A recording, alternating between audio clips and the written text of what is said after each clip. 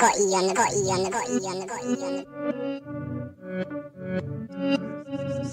to your mind.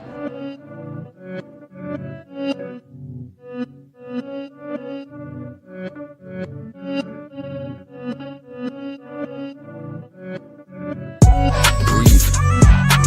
I stay quiet as I light on my loud light. Breathe. I balance diet, I'm just trying to get my pounds right. Breathe. I stay quiet as I light on my loud light. Breathe.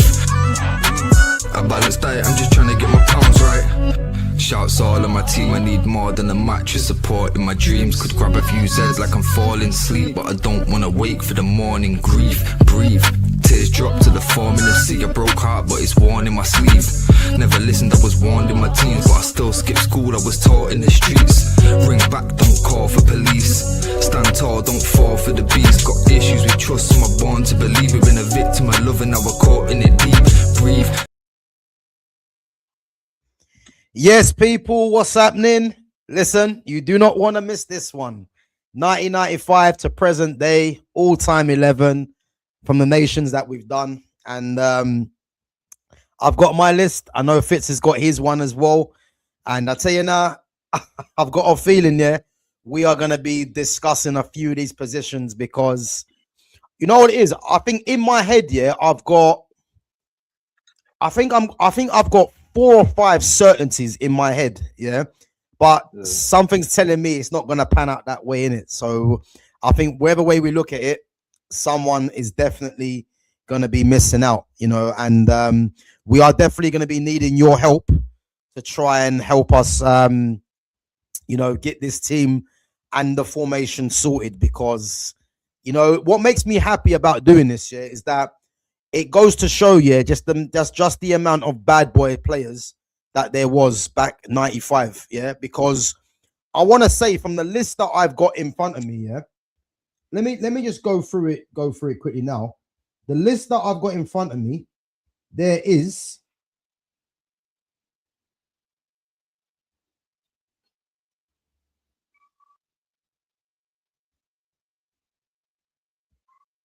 literally 3, maybe 4 players that are currently playing now.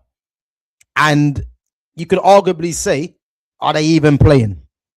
That is how bad it is, for the players of this era and how good the era was before, man. So, listen, I'm looking forward to this. But other than that, man, Fitz, what you saying, bro? You all good? You looking forward to this one? Not really. I'll tell you the truth, not really. This is gonna make me feel so fucking dirty by the end of it, bro. Like, cause this is the thing. I was talking to my boy about it. My boy, I went through all 10 teams that we've done so far, showing him everyone, and he's like, bro, I can't. Like, he can't believe that Brazil didn't have Cafu and Carlos to begin with. But he's like, it's done you a favor. Cause if they was there, it's almost fucked you on how many people you can have in it. 3 players. It's done you a favor. If anything, I'm like, you know what? I think you're right. You know what I mean? So long term, that might have actually come to save me. But because I know right now you feel under pressure, because I know you've got at least 4 Brazilians you need in this team, and it can't run. So, listen, bro, I'll be honest with you now, Picking the 3 players from each nation, it was difficult. But I think what I've done, I've gone with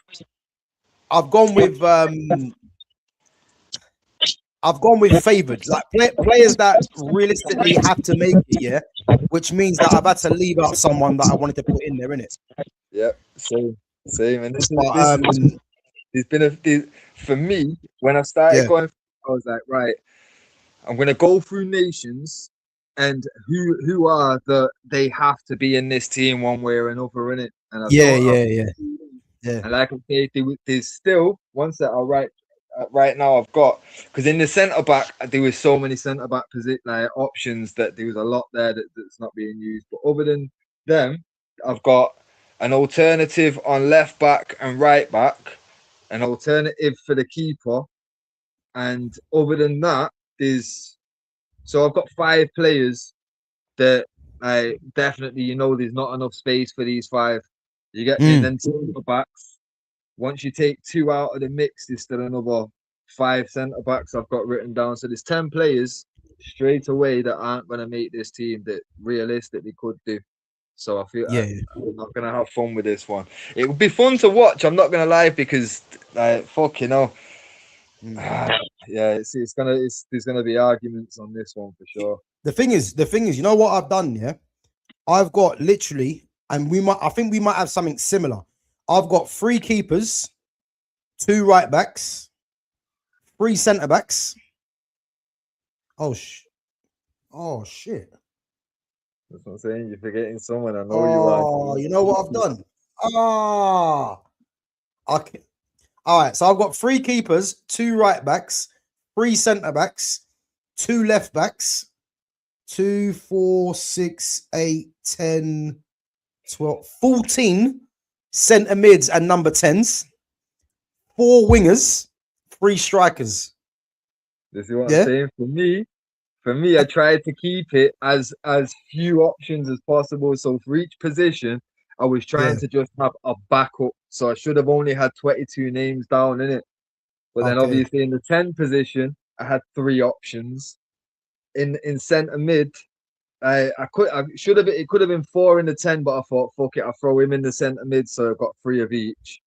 Yeah. And then the centre backs, when I started going through it, I'm like, fuck's sake, you can literally pick a pairing from any of these centre backs and it's gonna work nice. But yeah, But I wanna see, yeah, because the thing is, I don't think you've got the same as me. So I don't even know how we're gonna do this. Here's the thing: I have wrote in the bottom corner of my pad. I've wrote my exact team. I tell you the truth: the 10 is I've got 2 names down because it's one or the other. You get me? But at the end of this, Yeah. I'll show the corner and because I've got my 11 is mapped out. Like I say, three players from 3 different nations, which is 9 of them in total. Obviously, then I've got 1 from another nation and 1 from another nation, so 5 nations. 11 players, and yeah, but wait, 6. I've got 31 players, yeah, in total, obviously including the goalkeepers as well. So listen, let's get on to it, yeah, because this is gonna be interesting because I want to see the amount of players that we've got the same. And guys, big up to yourselves for coming through. Big up to Foxy Danny. Big up to Babs One Diva as well for coming on. Guys, we're gonna need your help to try and devise this lineup, you know. So again, it's the all-time 11 from 95, and it's 3 players from each nation, and we got to try and devise this lineup. So we're gonna need your help for sure. So anyway, what formation you thinking? So I'm happy, yeah. I'm happy to go with any formation. Right. So my initial set out was basically a 4-3-3 or a 4-2-3-1 in it. Right, but it's a 4-2-3-1 is essentially the same shit. 'Cause in the midfield 3, one of them's a 10. You know what I Yeah, mean? Two, yeah, two of the top 3 is gonna be wingers, so it's all the same in it. So yeah. 4-3-3 or 4-2-3-1 for me. So otherwise, you fuck I'm my I'm plan. I'm happy. I'm happy to go with a 4-2-3-1. Yeah, sweet. Yeah, because I think whatever formation we're gonna do, we're gonna be uncomfortable anyway. You know what I mean? So Yep. so let's just get it going. Let me get the 4-2-3-1 up.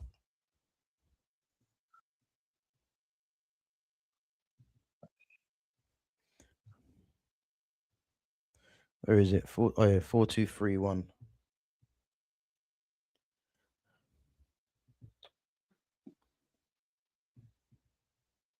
So yeah, 4-2-3-1, and I think I think we might be right in saying there. Well, nationally, I'll tell a lie. Tell a lie. I was gonna say this might be the easiest position out of everything here. Yeah. Probably that one, and the other one is probably the furthest away from the goalkeeper. Yeah. I think they might be the 2 most straightforwards.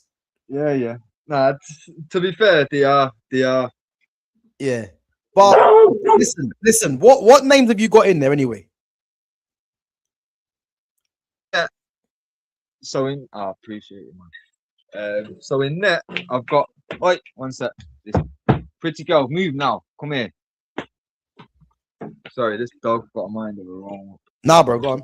Okay. But yeah, so in net, I've literally got Buffon or Khan, Yep. because Khan was Buffon before Buffon, and then obviously Buffon came and took the mantle, didn't he? So Yeah. it can only be one of them two. But like I say, it can realistically only be Buffon. But Well, the Khan thing is, I've literally got both of them, yeah, and I've added in Edwin. Thibaut Courtois. Oh, I thought you'd have put Van der Sar when you said you had 3 down. So, bro, I had Van der Sar, yeah, but it meant if I put Van der Sar in there, I was missing out on. Wait a minute. Yeah. So I had Van der Sar, but I replaced him with someone else because Van der Sar recently was never going to make it because of who the other keepers were in it. Yeah. But Yeah. I think Thibaut Courtois deserves a mention. I think. Do you think Courtois can overtake Khan or Buffon, in your opinion? Nah. Nah. Why though? Why is that? Simply because the quality that Khan dealt with, and same can be said for Buffon, because Buffon essentially he when he retired was pretty much where I would say football kind of fell off. Yeah. You know what I mean? Courtois obviously earlier days dealt with some serious fucking forwards and that. Nowadays it's a bit of an easier fucking day for him, innit? I don't think Buffon or Khan had an easy day. Yeah. Maybe Buffon that last season in Paris, but again, don't think it'd have been too easy. Bro, you know what? I forgot Buffon was at PSG, wasn't he? Mm-hmm. For one season. That's what I'm saying, bro. No, I actually forgot about that. Yeah. PSG's next. I'm prepped for that, bro. Yeah. Do you know what? I forgot about that actually. Yeah. He was there for a season, isn't it? Yeah. So we got a big question to ask when it comes to the PSG one. Oh yeah. I forgot. I forgot, man. So but no, I think listen, I like Courtois. Again, I like left-footed goalkeepers. So, you know, whenever I see a left-footed keeper, I just think they offer something special, man. But I think, between Buffon and Khan, I think it's very difficult to separate them. I think, what is the outstanding thing you think separates both of them keepers, though? What did Buffon do better than Khan that gets in the edge? No, I don't think it's what he did better. I think because obviously, like you say, if you're looking at them keeper for keeper, very, very fucking close in comparison, especially when it comes down to how good they were as just shot stoppers and then leaders, and you know what I mean, the impact they had on the rest of the defense. For me, what makes it swing towards Buffon is simply because Buffon was like a prodigy. He was a kid. You know what I mean? When he dislodged prime Edwin van der Sar from Juventus, and it's where he was a teenager. I think he was 19. Yeah. You know what I'm saying? It's like, bro, and Edwin van der Sar at that point, one of the best keepers in the world, without a doubt. It was only because Khan existed why Edwin van der Sar and Schmeichel weren't seen as like elite keepers, because Khan was just already there, innit? But Van der Sar, arguably fucking, I remember my boy Miles, shout out Miles, he was raised by his uncle and his auntie, in it, and his uncle Big James. My man used to sit there talking to us about Edwin van der Sar for like time, no, bro. Cause my man was talking about like, oh, he's ridiculous, he's so quick, he's so agile, bro. Edwin just didn't get fucking much love because of, obviously, like I say, he was competing against Khan first and then Buffon. It's like fucking unlucky, bro, but like absolute fucking beast. But that's what I'm saying. Like Buffon, to be able to dislodge a keeper that like I say, Big James knew ball. Like my mum was one of the coaches for fucking Stretford Vicks and all that. Like he was on point with shit. But the fact that my mum was constantly raving about this one keeper, and then, like I say, Buffon came in and just took him out of the picture. Bro, that's how good Buffon was from that. Buffon, and again, Van der Sar was ridiculous, and for Buffon to just do that as a teenager, Yeah, and the thing I think the most impressive thing about Buffon, yeah, is that I don't ever remember Buffon going anywhere and being on the bench for anyone. You No, know what I mean? he was number Even when he one. was at Parma, you know what I'm trying to say? He was the number one from Parma. I think Yeah, he was 17 or 16 when he come into the first team and was straight number one. yeah, Hit me and then yeah, fucking went over to Juve, straight number one. Stayed there for a time. Fucking went to PSG. They're number one. Bro, he was yeah, a beast. Absolute beast. All the way up until yeah, the age of like 41 as well. Teenager to 41. He yeah. was your And mouth was it was ever next to present? the Yeah, yeah. Ever present goalkeeper, man. Wherever he went, you know what I mean? yeah. It was, yeah, it's Buffon. Buffon's in goal. No questions asked, isn't it? And again, Buffon's another keeper that's won it all. Yeah. I'm pretty sure he won Champions League, didn't he? Yeah. Yeah, he won Champions League, World Cup. I don't think he won a Euros though. I don't think he won a Euros. I'm just pulling it up now, innit? You give me a sec. I'm gonna pull up all these trophies now. Yeah, I don't think he won a Euros. Guys, make sure you're smashing that like button as well when you come through. And again, we are doing our all-time 11 from 95 to the present year of all the top nations. So again, it's going to be 3 players from each nation that myself and Fitz have chosen.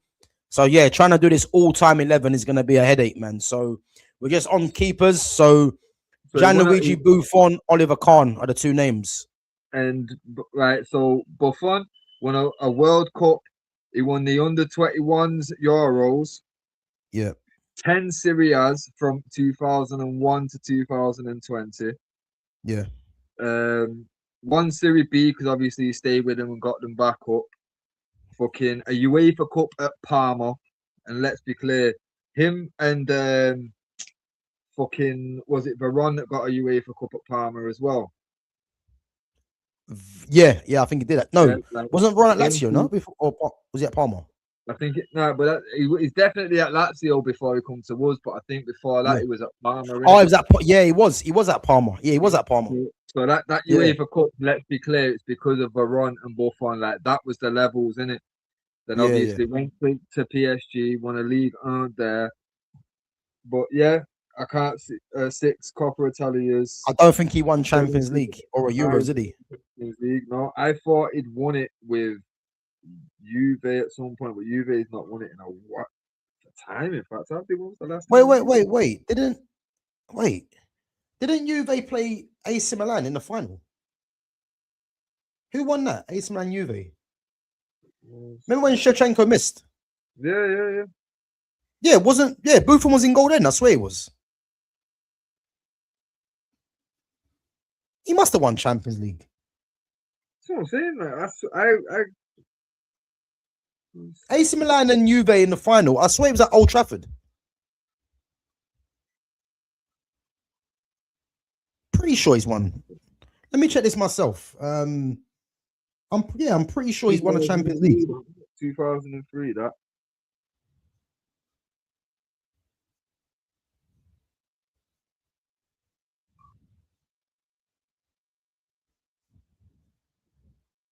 Nah, bro. Wait. So Buffon played 3 Champions League finals and lost every single one. Fucking hell. It is mad to think one of the greatest goalkeepers of all time never managed to lift his dream trophy. So he played in 3 finals and lost every single one. Why have I got a mental image of Buffon holding the Champions League trophy then? Yeah, the thing is, I thought he did. Yeah, he never won it. He lost in all 3 finals. So right. So he lost in 2003 to AC Milan on penalties. Oh yeah, because Shevchenko scored the winner, didn't he? The winning penalty. Swear he did, yeah. And then, he did. And then 2015, they lost to Barcelona 3-1. That's when because Pogba played in that final for Juventus. And then 2017, they lost to Real Madrid 4-1. Yeah, so he never won one. But okay, so hear me out. Go on. Fucking 10 league titles, a Euros, a Champions League, 8 cups. Fucking Is that Oliver Kahn? yep. An Intercontinental Cup, Intertoto Cup. Bro. Only thing he's missing is a World Cup. But then how we can change this year is the World Cup. The World Cup is worth more than a Than the Champions League. Champions League. Yeah, yeah, and I'll give you that. I'll give you that. So yeah. Because Kahn didn't win. Did Kahn win the Euros? Yeah, yeah. Okay, so he won a Euros. So basically, yeah, Buffon's missing Champions League and the Euros, but really the World Cup eclipses both of them, innit? Yeah, yeah.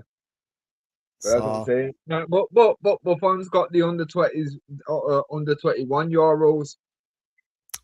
yeah, No, okay, it's yeah, not I hear the it. same, but technically he's got a Euro medal. Okay. And obviously, All right, well Carmen let's just put him in there. So Gianluigi Buffon, yeah. yeah.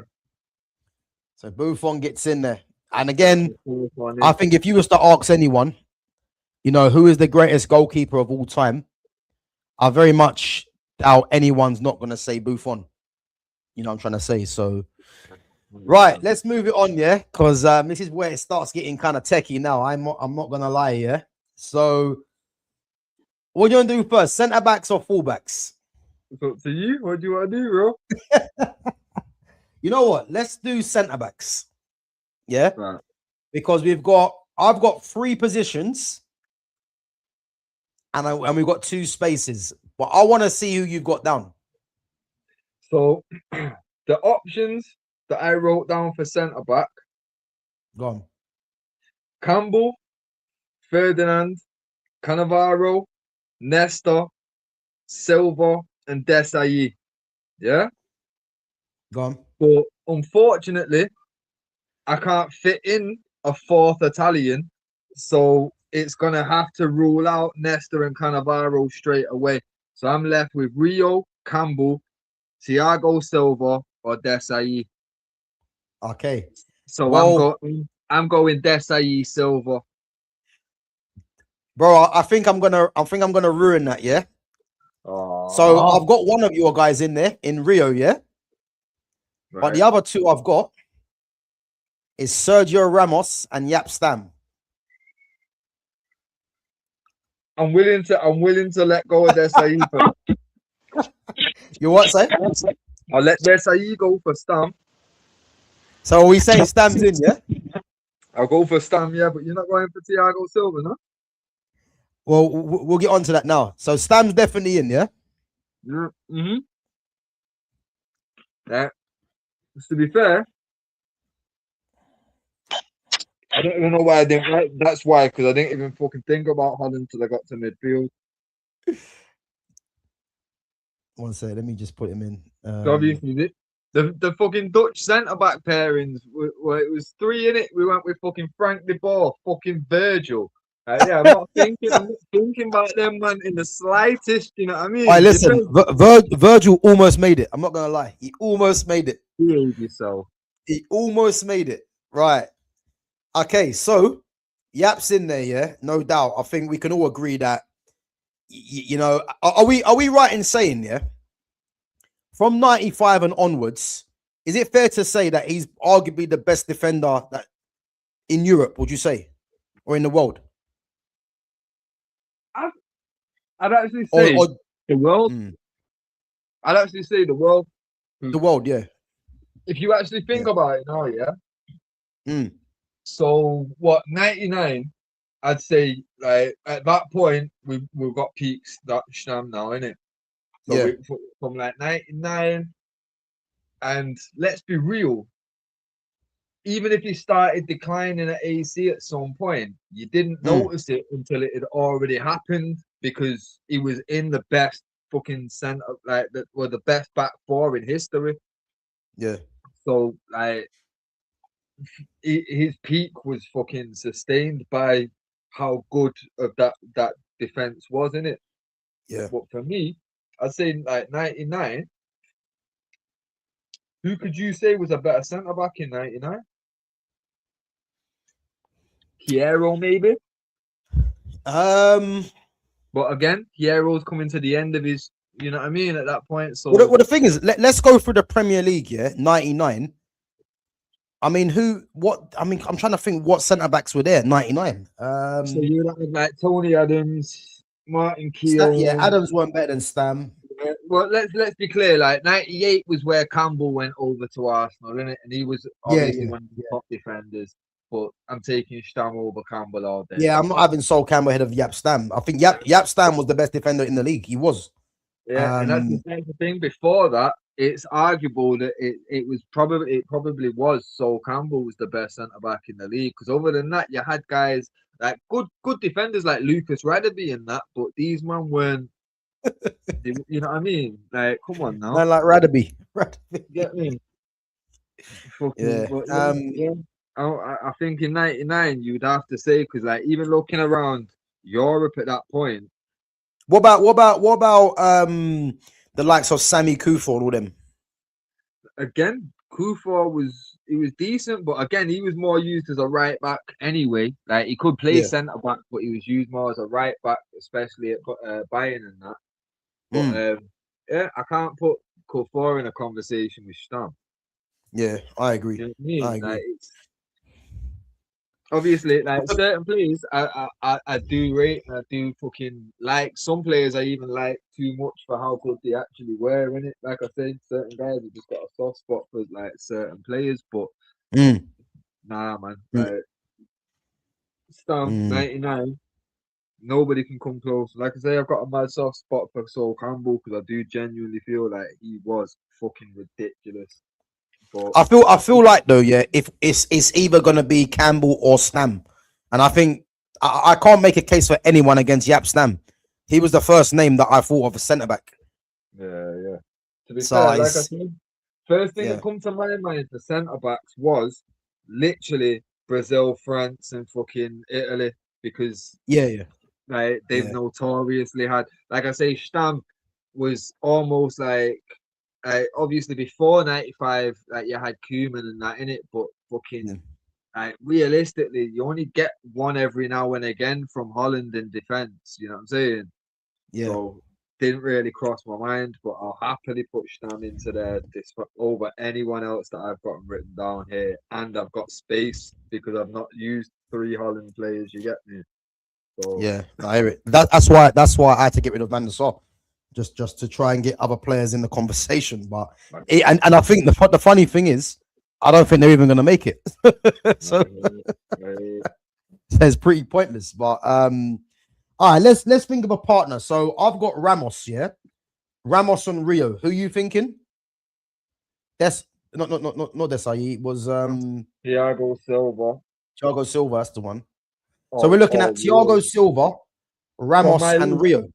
Yeah, so from my list, because obviously, like I say, I can't fit any more Italians in than what I've got down. So fucking Nestor and Cannavaro out of the picture. Desai swapped him out for Stam. So I'm left with Silva, Rio, and Campbell left on my page. So I think we should rule out Campbell because I'm looking at Campbell or Stam personally. Yeah. Because I want a ball playing defender next to Stam. Yeah. So Thiago Silva at one point was the best defender in the world. Rio Ferdinand. Like as a United fan, I would argue that, but there was such fucking quality back then. It's hard to really say. Best in the league, yeah, or best in England, yeah. You know what I'm saying? But best in the world, it's a bit of a stretch. Yeah. No, bro. I agree. I agree. I think personally, yeah, if we're looking to rule out a defender, which sounds mad, yeah, out of Thiago Silva, Ramos, and Rio, I'm probably gonna say just Rio. Yeah. Even though I do think Rio was sick, yeah, but I think Ramos for me, yeah. Ramos has won it all, by the way. Like he's won World Cup, he's won Euros, La Liga, Champions Leagues. Like he's completed football from a club and national aspect. Obviously, never won a Ballon d'Or, but not many defenders do, yeah. But when I'm looking at him and Thiago Silva, You know what? The thing is, I can't actually separate them because Thiago Silva, as you said, was the best defender in the game at one point. And as I said, the first ever defender that I see that had a 92 rating at centre back. Didn't think that was possible. Yeah. So it's like a flip of a coin, man. But it depends what we're going to narrow it down to. Are we going to look at what they've won, or are we going to look at the weapons that they have? Because I look at Ramos, yeah, and Ramos, there's no weakness to Ramos's game. I think the only thing you would say is that he was a bit rash at times. You know what I'm trying to say? Like his discipline. But everything else, Ramos had it. He had it in abundance, man. So I'm stuck. I'm stuck. Chat, let us know. Let us know, yeah. Bro, I think it's your mic. I think I'm repeating, isn't it? Yo. Yes, that's Isn't it? Oh. Yeah, cool, man. So yeah, I'm thinking Ramos. I'm slightly leaning towards Sergio Ramos. I hear it, and to be fair, it doesn't really affect the rest of my team. Like I say, I've not got an abundance of Spanish players written down. To be fair, I don't think I have any Spanish players written down. Seriously? Nah, you're out of your mind. You're out of your mind. Bro, wait until I show you my fucking my image of my 11. Yeah, yo, you can't even. You know what I mean? Obviously, switching out there, say for Stam, bro. My 11, like you can't really knock it, bro. Like I say, no matter what, you're gonna miss bad boys. There's gonna be someone left out that should be in there. It just is what it is. Like, you know how hard it was to not write down one single Argentinian 10 when we put 4 of them motherfuckers on the pit. No, 5, didn't we, in the end? Yeah, I think so, actually, yeah. Yeah, and I didn't write one of them down. No, you know how hard it was to do that, bro. You didn't write not one of them. Not one of them. Because when it comes to the 10, I can't wait to see what team you've got here, bro. When I read out my 3 10s, it's hard to dispute that you're gonna knock any of them out of the list. Yeah, so it's one of them. Chat, help us out, yeah, because when we go into this midfield, it'll be tough. So, who are we going with, Ramos or Thiago Silva? No way Stam gets in. Big up to Lumi Rain, or is it Chris? Vinny means the league is wrapped up already. You're not gonna be getting Vinny, Chris. So you need to allow that one. You know what I'm trying to say? You need to allow that one. Yeah. Come clean. Come clean. We're on to you. If you know, you know anyway. Listen. Yeah, listen. At least Verbic's got brains. Ramos, not gonna lie. That's exactly what I'm leaning to. Dirty player, yet was class. Listen, Ramos for me is of this generation, this recent generation, he's the best defender for me. Best centre back in the world. I think he was that good, man. He had no weaknesses. The only reason I'm gonna give it like some kind of credibility is because I know that Verbic's a Barca fan. So for a Barca fan to be giving it Ramos, yeah, you got.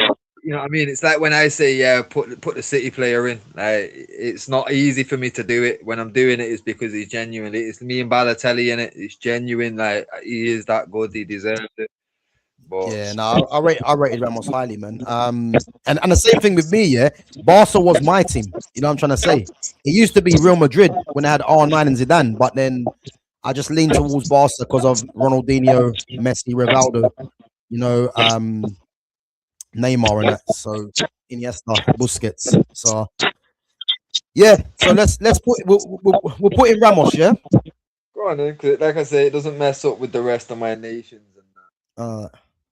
I've got a feeling these fullbacks are going to be in. Well, I know right back will be anyway. I'm not too impressed that both my centre backs on my page are fucking. I didn't have neither of them two. Yeah, but bro, you can't complain here with Ramos and Stam. Seriously, I'm not complaining. I'm just upset that I didn't even have them written down. You know what I'm saying? Like, yeah. Bro. Guys, any comments on Any comments on any other transfer news? We'll get back to that straight after we've gone through the all-time 11s. But yeah, keep your questions and that coming through. Fitz, I think I'm repeating, bro, on your end. No? I can hear repeating. Let me come out and come back in and see if it changes. Yeah.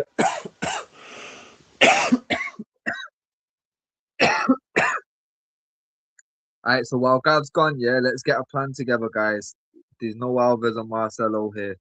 We've not got space for them. I'm not gonna lie. Well, as we get further up the pitch, we're gonna need them Brazilian spots. So, yeah, back me here, guys. We're gonna have to go with the best right back and the best left back available in this pick. I won't spoil it yet, but yeah, just stick with me, guys. You back, bro? Yeah, bro. Yeah, that's better. Not gonna lie. I just told everyone in the chat they got to back me on this one. We're not getting Brazilians on the phone. All right. Well, let's go on to right back. Yeah. Yeah. Can I just say my one instead? Go on. Get it out of the way. Thuram, it's got to be. Well, this is the thing. I've got two players in the list. Yeah. I've got Philip Lahm and Lilian Thuram. So you chose Marcelo over Alves, aren't you? You know why, yeah? Because I knew if I done Danny Alves, you're going to Ram. So that's what I'm saying. I was thinking tactical, to be fair. No, that's what I'm saying. I was thinking tactical. You've got left back, left wing, and striker or Brazilian. I already know. Don't worry, bro. Nah, listen, I ain't gonna ruin it. I ain't gonna ruin it.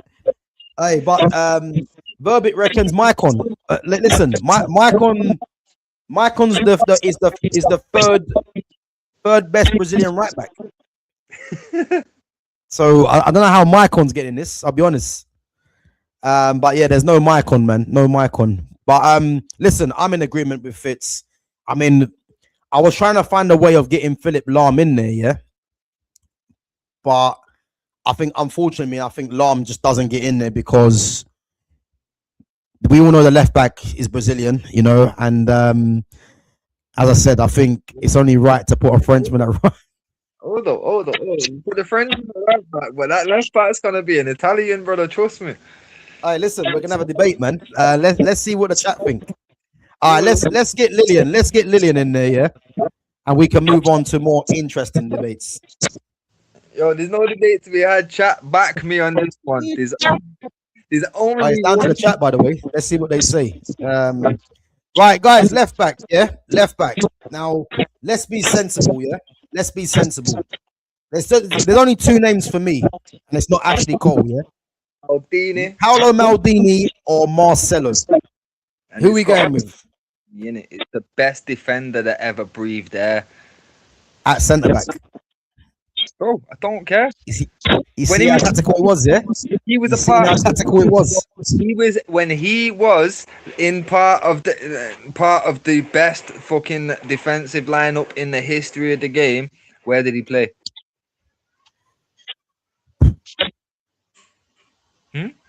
As 1/4 of the greatest four ever. Where did he play? Let me ask this question, though, yeah? Let me ask this question. Was he a better attacking left back? Because this team here, we've got Lilian for defensive, yeah? Who's the attacking left back that you would want? Marcelo or Paolo Maldini?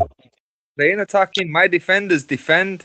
From midfield forward, we have fucking 6 fucking attacking players, bro. I don't need an attacking defender. Your job is to defend in this motherfucker.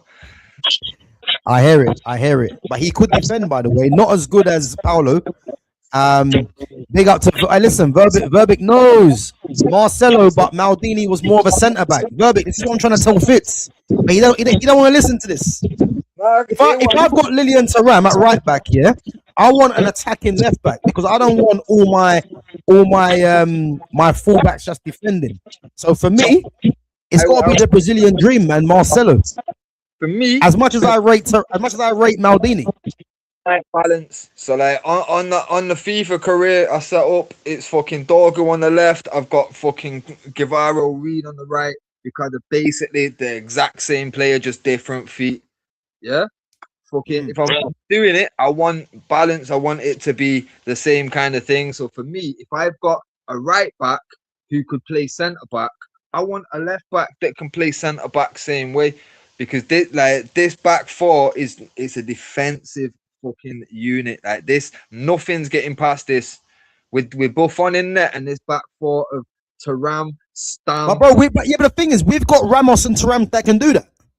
No, but that's what I'm saying, bro. But that's what I'm saying. Ramos fucking can only go to the right. He can't go to the left like fucking Maldini can, bro. No. That's what I'm saying. Like for balance, you know what I'm saying? I'm saying it's got to be Maldini because, like I say, from even the two centre mids, there's no defensive-minded player in this pitch, bro. Everyone is fucking creative or attacking-minded. Like nobody in the next six. Like, and that's what I'm saying. If you want real balance, for real defensive-minded players in the fucking center, in the defense, and then you've got the fucking goalkeeper who's the best to ever breathe, and then the top half of the pitch is all just creativity. That's proper balance. Like, why have your left back that can get forward? Now your left's overpowered, and you're right. Thuram's not getting forward to help out your fucking right winger. So now you know what I mean. I want balance. Yeah, no. Listen, I hear it, yeah, but I'm thinking if I've got Stam, Ramos, and Lilian Thuram, yeah, I can afford to have an attacking left back that can just. I'll tell you the truth. If anything, I'd be happy to switch this to a back three because, like, realistically, if you're gonna put an attacking fullback for me, yeah, you've got three great defenders, but you're gonna have to think twice about that midfield pairing. You're gonna have someone that's a bit more defensive minded, just to cover if needed, because Marcelo's gonna get caught out eventually. You know what I mean? So it's like, if we're gonna go with another attacker or an attack minded player, why make it a left back? Go three at the back. Keep them fucking three locked in. And fucking or put Maldini for Thuram, put Ramos on the right and fucking Maldini on the left. Three at the back and get an extra striker on the pitch. So that means that means we're losing from midfield though. Now we're not though, we'll be losing the left back. But Marcelo has to be there. But it doesn't, because that's what I'm saying. If you're gonna get an attack-minded player on the pitch at left back, why have a left back? We could put another 10 on the pitch, which would be better if for attack minded and for the, you know what I mean? Because like I say, the right back's not getting forward, Thuram's not getting forward. So having Marcelo constantly getting forward on the left, like that left hand side is overstacked, and the right hand side looks bare considering. But if we go for it at the back though, yeah, for me, I've got to get Marcelo in there, even if Marcelo plays left side of the three, to just come out to the side of the three. Maldini, saying you've got to think like, yo, bro, put it like this: when we get to the striker, you're doing everything possible, yeah, to not put Marcelo in this team. No, it's not that. I'm trying to, look at it like this, bro. When we get to striker, bro, there's no conversation for me to fucking get in there with Andy Cole. I know it's not happening. I'm not even gonna waste anybody else's time with it today because I know it can't happen. Yeah, but if we're gonna go with a back three on the left, all right, let's go back three. We'll go back three. Let me change it. We'll go back three. And put Maldini for Thuram. So what are we gonna do? What 3? Was it 3-4? No. What 3-4-1-2? Was it 3-4-2-1 or 1-2? It's up to you. Whether you want 2 10s or 2 strikers, in it. Let's go 2 10s. Yeah, so 3-4-2-1. 3-4-1-2. So 2-1. Oh, I 2. ended on 2. Yeah, so 3-4-2-1. Sorry, yeah. So wait. So how are we gonna do this defense then? So you put, because you want Ramos on the right now, obviously, innit? So what? Thuram comes out then? Well, he's gonna have to. I personally have Thuram on the right side of Stam and have Maldini on the left. But I know you don't. Let's keep it. What we'll do, yeah, we'll put it down to a vote, innit? What Marcelo or thingy? That's because Yeah. you already know there's at least 2 or 3 Marcelos No, there. no, no. Trust me. Look, 'cause, look. People are saying put Maldini instead of Ramos. Take Sam out and put Maldini in. So there's a lot of clamour for Maldini. Chat, let us know, yeah. Marcelo or Maldini, and we'll go with the majority vote. Because I think there's a case for Marcelo. The disrespect that Fitz gives Marcelo is No. confusing me. I cannot believe it. Hear this. Here's what I'd be willing to do, yeah? If God. Marcelo has to be in this, then for me, you have to put Maldini back into the conversation at centre back, and he gets in over Ramos for me. Yeah, I knew you'd say that. But that's what I'm saying, bro. You can't leave Maldini out, whether he's at left back or centre back. He's got to get put in there, bro. You know what I mean? Let's see what the chat says. First one we agreed on, so I don't care what the chat says. We both agree one's going nowhere, bro. So it's Ramos for Maldini, or it's Maldini over fucking Marcelo, innit? Chat, let us know, yeah, because we've got one Italian in there already, yeah. Is it fair to have 2 of them in there? Just let me know, innit? Just let me know in the chat. Does Maldini getting over Marcelo at left back?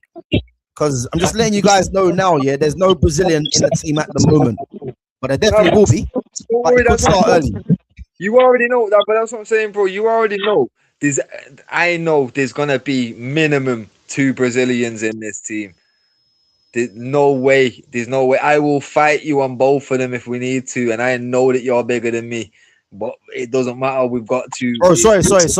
Let me just stop you quickly, yeah. Because I've just seen some stupid comment, and I'll let you respond to it anyway, yeah. Go on. Look at the nonsense.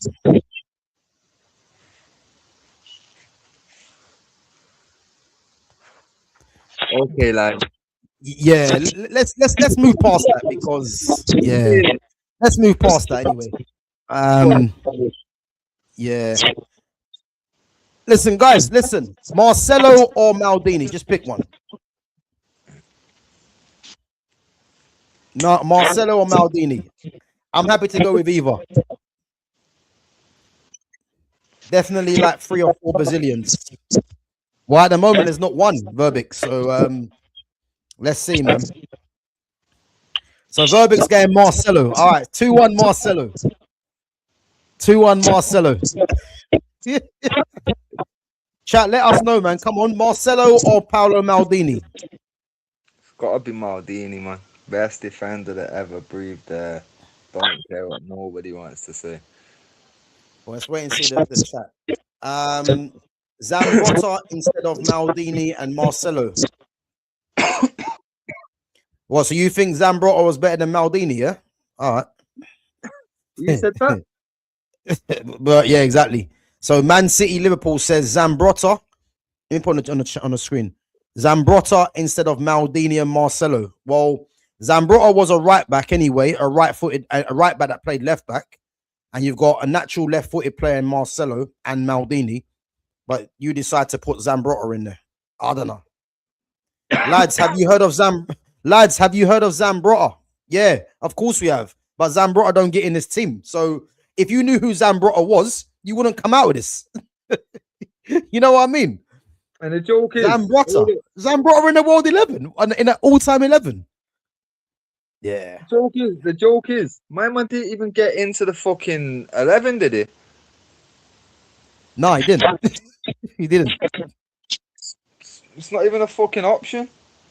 I think they're bantering, man. They're not serious. I mean, they probably don't even know what his first name is. You know what I'm trying to say? Oh. Zambrotta. Zambrotta. I'm so pickled from lying to me, like, fucking hell. This guy, man. Guys, come on, let us know. Marcelo or Maldini? I don't want to be hearing Zambrotta. They deserve timeouts, them kind of comments there. Zambrotta, Marcelo or Maldini? You got me saying Zambrotta now. Marcelo or Maldini? Yeah, look, his name was Andrea Zambrotta. Yeah. Iftikhar, I hope you're joking, by the way. I hope you're joking. His name was Andrea Zambrotta. Yeah, I hope you're joking, man. I don't see no laughing faces, so I think you're actually being serious. Paolo Zambrotta. Yeah, these guys are bantering. They're not serious, man. They're not serious. They're not serious. Paolo and Andrea.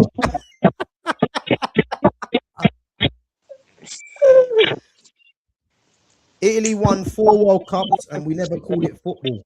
We don't have to copy to win World Cups.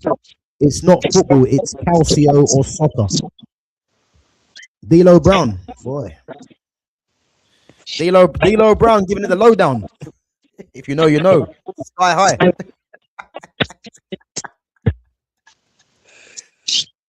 What are some of these comments, man?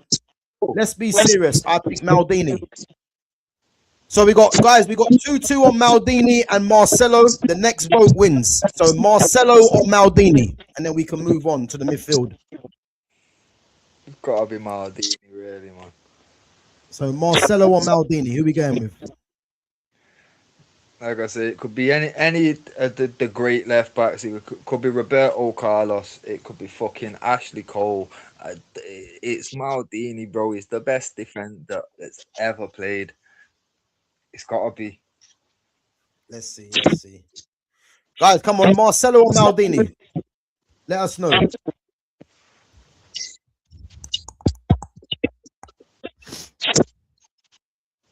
So yeah, obviously Maldini, but honestly, no way Marcelo is better than Maldini. It's gotta be. It's gotta be. Listen, I'm happy to go with majority vote.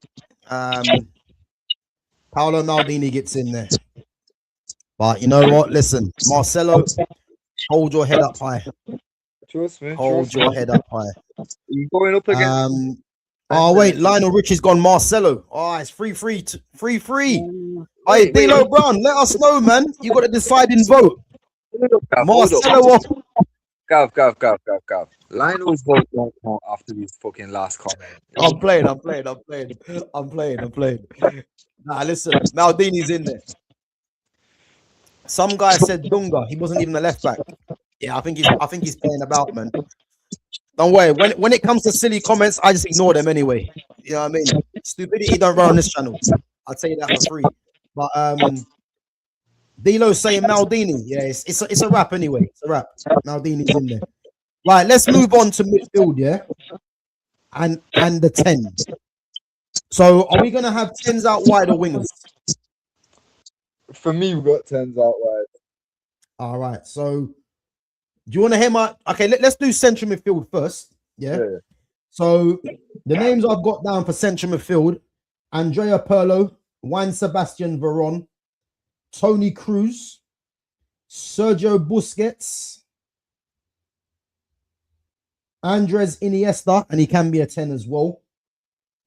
Paul Scholes, Clarence Seedorf, Paul Pogba. Who you got? I'll tell you straight. My midfield 3 was Scholes, Pirlo, and either Seedorf or Bergkamp in the 10. Bro, I'm not. Oh, do you know what? I've not even got Bergkamp. This is what I'm saying. There's too many bad boys. All right. Right. So we've got Iniesta and Xavi. Xavi's not on the list. Kroos and Iniesta. Xavi and Pogba. Xavi's not in there, guys, unfortunately. So the midfielders that we've got, central midfielders, Xavi and Busquets. So we've got Pirlo, Veron, Kroos, Busquets, Iniesta, Scholes, Seedorf, Pogba. No Modric, because we're doing the major nations. Again, if you haven't seen the previous content that myself and Fitz have been doing, so it's all the major nations in the world, and we do an all-time 11. So we've picked from that. If you noticed as well, there was no there was a player that we didn't mention.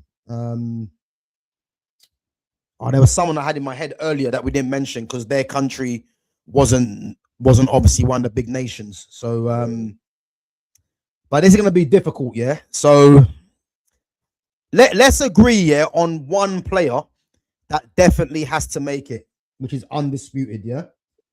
So the one player that I'm looking at, for me, that definitely has to make it.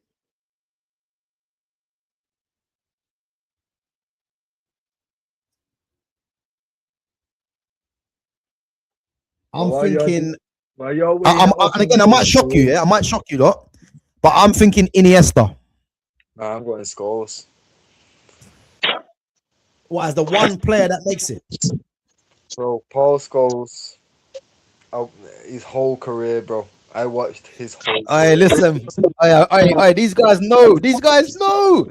Iniesta. Hey, you guys are speaking my language, by the way. It's that Barcelona glaze, though, innit? Everyone loves to fucking Messi, Iniesta, Busquets, like, bro, All right, fucking. but to be fair, football karma. I don't think he's Spanish, man. He might be Portuguese. So calma, you know. Listen, for me, Iniesta has to be there. He's one of the best of all time for me, Iniesta. But bro, I hear it with Scholes. Bro, just imagine a midfield pairing of Scholes and Pirlo pinging to that 10 and those wing players. Oh, bro. I hear it. Come I on hear now. it. Come on now. The only thing I would say though, yeah, is should it not be Scholes or Pirlo? It could be, but imagine the two together. This is what I'm saying, bro. Like, I understand. Right, let's rule out the names here that we're not gonna pick then. So are we in agreement? Yeah, there's no Clarence Seedorf. No, that's what I'm saying. I've got Seedorf or Bergkamp in my 10. I only have those two down as the 10. That's it. Well, I had Baggio as well, innit? But he's not making it ahead of Seedorf or for me. All right, well, should we rule out Veron then, yeah? Yeah, I'm willing to rule out Varane. And Tony Cruz? Yeah. And this isn't easy anymore. Like, just the fact that I'm saying yes quickly, guys. Don't think that I don't rate these players because I was fighting to get these man in the all-time 11s for their nations, innit? Like, yeah. But yeah, I think as well, because we're playing a 4-2-3-1. Unfortunately, we're gonna have to rule out Busquets as well. But everyone knows that Busquets is the best DM of all time. There ain't no one that comes close to Busquets for me. So we're working with Pogba, Iniesta, Scholes, and Pirlo. Yeah. Do you know what? For me, and I think we're gonna have to be critical. Yeah. For me, Pogba would be there all day long. Yeah. The only thing is, he's not had the career then, man. That's the problem. But then you can say that he's won a World Cup, but Iniesta's won a World Cup. Scholes hasn't. Pirlo has. Yeah. Huh? Yeah. Pirlo did, didn't it? Yeah, Pirlo did. Yeah. So again, what? You know what? Iniesta at Cam, Cruz, and Scholes in centre mid. Nah, you can't be doing that, man. Nah, this is why it's difficult. Like I say, I can't justify having that midfield personally because there's too many bad boys we're missing out on. And again, these are just the central midfielders, not the 10s. That's what I'm saying. Like for me, like I say, Seedorf, I put him down in my centre mid, but that's what I'm saying at first. Like the first formation I started with was essentially a 4-3-3, innit? And obviously, I had Seedorf in mind as the 10. Scholes and Pirlo were the centre mids, innit? But obviously, I was undecided about Seedorf or Bergkamp, and obviously same nation, so it didn't really make too much of a difference to the plan. So yeah, like the 10 for me, it's down to those two, innit? Because anybody else that can go in the 10 that has to be in this team can get banged out onto a wing somewhere, innit? So it's Seedorf is still in the picture for me because, like I say, when it comes down to that 10 in the middle, Seedorf or Bergkamp, nobody else. Seedorf's a bad boy. But the only thing I'm saying, Fitz, though, is I just think that the reason why Seedorf gets ruled out is because I can't. Because I know who my 2 10s, it's not going to happen because I think one of them might have to play elsewhere. So just based on that, this is why I can't put Seedorf in there. bro. But Seedorf, like I say, you already know, he's the fucking only guy to have won 3 UCLs with 3 different clubs. You go I hear through it. his, I've got it in front of me here, bro. My man's won a Champions League at Ajax, fucking 2 Eredivisie, fucking 2 Super Cups and a cup there, yeah. In short space of time, won everything, including the UCL, yeah. Then went to Mm, Madrid, won the Intercontinental Cup there, which is essentially Club World Cup, won La Liga, won a Super de España, and won Champions League there. Then went to AC, won a Club World Cup, Champions League twice, the Super Cup twice, 2 Serie A's, a Coppa Italia, and a Super Coppa. Like, bro, you can't just say nah to Seedorf, bro. Like Seedorf was that guy from young as well. This is another one of them Buffon oh, situations. this is sick, man. This guy broke into Ajax at like 17, 18, bro. He was fucking and top tier. Like I say, won a Champions League almost straight away with them. Moved from there to Real Madrid, Galacticos Madrid. You get me? Then from there to AC and just dominated with them 2 Champions Leagues there. Like, bro, 4 Champions League medals with 3 different teams. That man was a key part of those victories. You can't dispute it. He's the I common know, bro, but I don't know, man. I've just got there's too many guys, man, to put in there.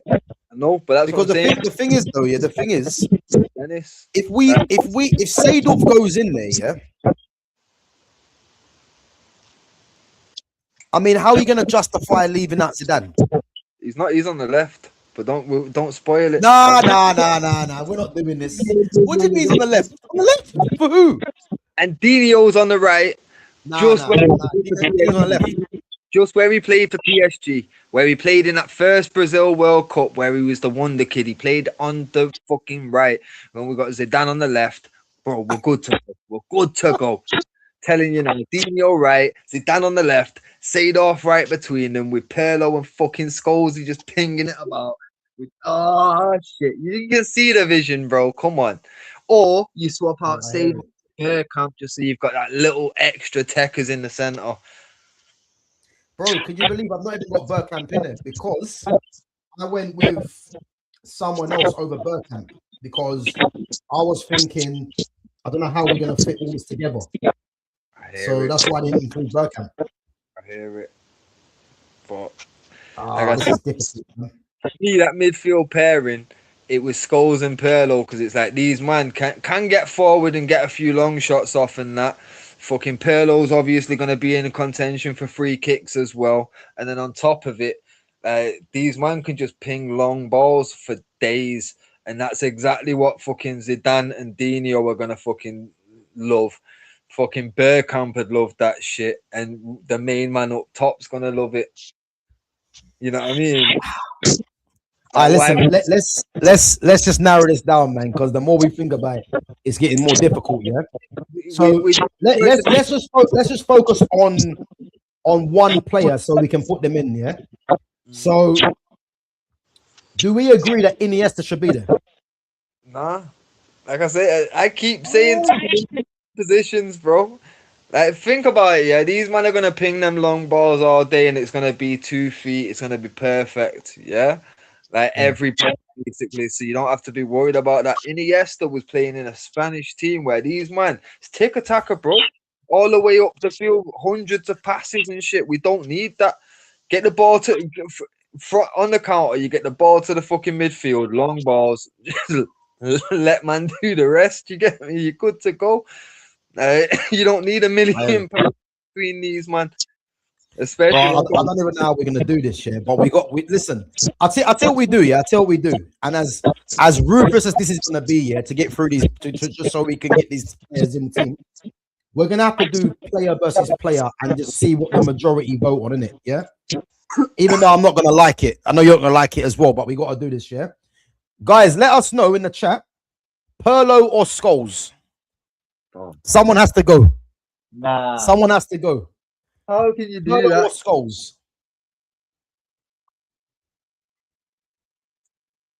Let us know in the chat, Pirlo or Scholes to go. Why? Because you know what? Yeah, I was gonna say, why can't we put any? But the thing is, there's this Barcelona glaze. It's not gonna put like you Bro, put him no, in a no, no. Verbeek has come back and said Scholes stays. Scholes stays. right, but that means it's gonna be Scholes and Iniesta when realistically it should be Scholes Pirlo. Lionel saying Scholes stays as well. Bro, we got to go with the majority vote, man, because we're not. It's going to be difficult to agree on this. I hear it. Guys, I hear anyone it. else want to vote on Paul Scholes? City, Liverpool saying Pirlo. So we got 2-1. Name like that, I'm not surprised.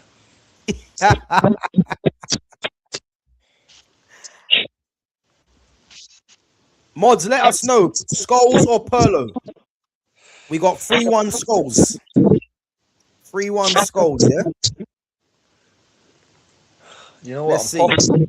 At this point now, I brought a brew out and a stout, and at this point, I'm abandoning the brew. This is what you drove me to.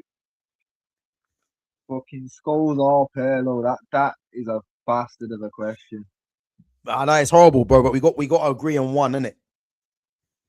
Guys, anyone else want to vote? Put Pirlo or Scholes? Just put the name. We've got 3-1 for Scholes. You keep saying we have to get rid of one of them, but I see two centre midfield positions there. But it's like you've already got your mind made up that one of them. No, but you're gonna hear my thinking. Why? Yeah, the reason I'm saying Pirlo or Scholes because if you're gonna have Pirlo there, yeah, then for me you gotta have Paul Pogba there because Paul Pogba can do what Pirlo does and more. So I've got to try and get rid of someone. We got 3-2 Scholes. Football Karma saying Pirlo. No, but this is what I'm saying though. If you put the vote down to okay, we're gonna put Pirlo in this team, put the vote to Pogba or Scholes. I bet you Scholes wins over Pogba. Yeah. No, he probably will. But I'm doing Pirlo or Scholes to go in. Pirlo or Scholes to go in the team, and then we're gonna do Pogba or Iniesta. Nah, but I already know that it's gonna end up Scholes and Iniesta. We might as well just cut to the chase. You reckon? Yeah, chat. Put your answers in now. You know that they're the two fucking things. Put your pairing in now. I guarantee it's Scholes and Iniesta for everyone, basically. Because that Barcelona glaze is too real. I do the same shit. Like, because I even say that era Barcelona was a cheat code of games. That's like someone sitting down and you want to play FIFA with someone, just one game, and they go to Classic 11. Now we're not playing anymore. You know what I mean? Like you can't play without cheating. I'm not doing this shit. So, like I say, that's just how good they were, and it felt like that when you're watching them. Don't forget, I had to sit there and watch 2 finals back to back where we just got fucking smacked apart, bro. Like it was not fun at all to watch us play against them. I hated it. I know how good they were. Absolute joke, man. Yeah. But that's what I'm saying. Oh, I think you're right, man. Everyone's saying Scholes and Iniesta. 100, bro. Because that's what I'm saying. Everyone already rates that Barca team from back then anyway, but nostalgia glasses get on top of it as well. And it's but that's what I'm saying. That's why now everyone's like Messi hands down. They see now in it because it's like, but it's not that they actually see it. Don't get it twisted. It's because the nostalgia glasses are on top of that Barca glaze, and now it's just it's too clear to them. But it's not for the same reason that you've been saying Messi from day one. Otherwise, they'd have said it from day one. All these people that are now new to this whole, Messi without a doubt. They literally, it's nostalgia's just started kicking in. Yeah, now, I hear it. Look on South Park, shit about like when nostalgia starts and it's like a certain length of time in it. It's like a certain amount of years before nostalgia actually like takes over like your mind, in it. But they make a joke out of it. But obviously, they normally joke about shit that's actually real, in it. So it'll be like, but that's what some people now look at that Barca team like, oh, fucking ridiculous. They don't forget, like, yo, I watched a few El Clasicos of that Barca team getting fucking spanked. You know what I mean? Like, they weren't untouchable. they could get fucked up, but the nostalgia just takes over now, innit? So like the thing is, though, do you think there's an argument to say Pirlo Iniesta? I think there's an argument for Scholes part there, though. To be fair, I already know the chat will not accept any yes. Yeah, the majority's gone with Scholes and Iniesta. Should we just put them in? Yeah, might as well. Like I say, this one's disgusting anyway, and at least at this point, I can just say, well, fuck it. The chat decided this, and it weren't my doing. The world knows my vote was Scholes, Perlo, and you know my logic behind it and all that, and you still went against me. If it was down to me, yeah, my preference, yeah, I would love to have got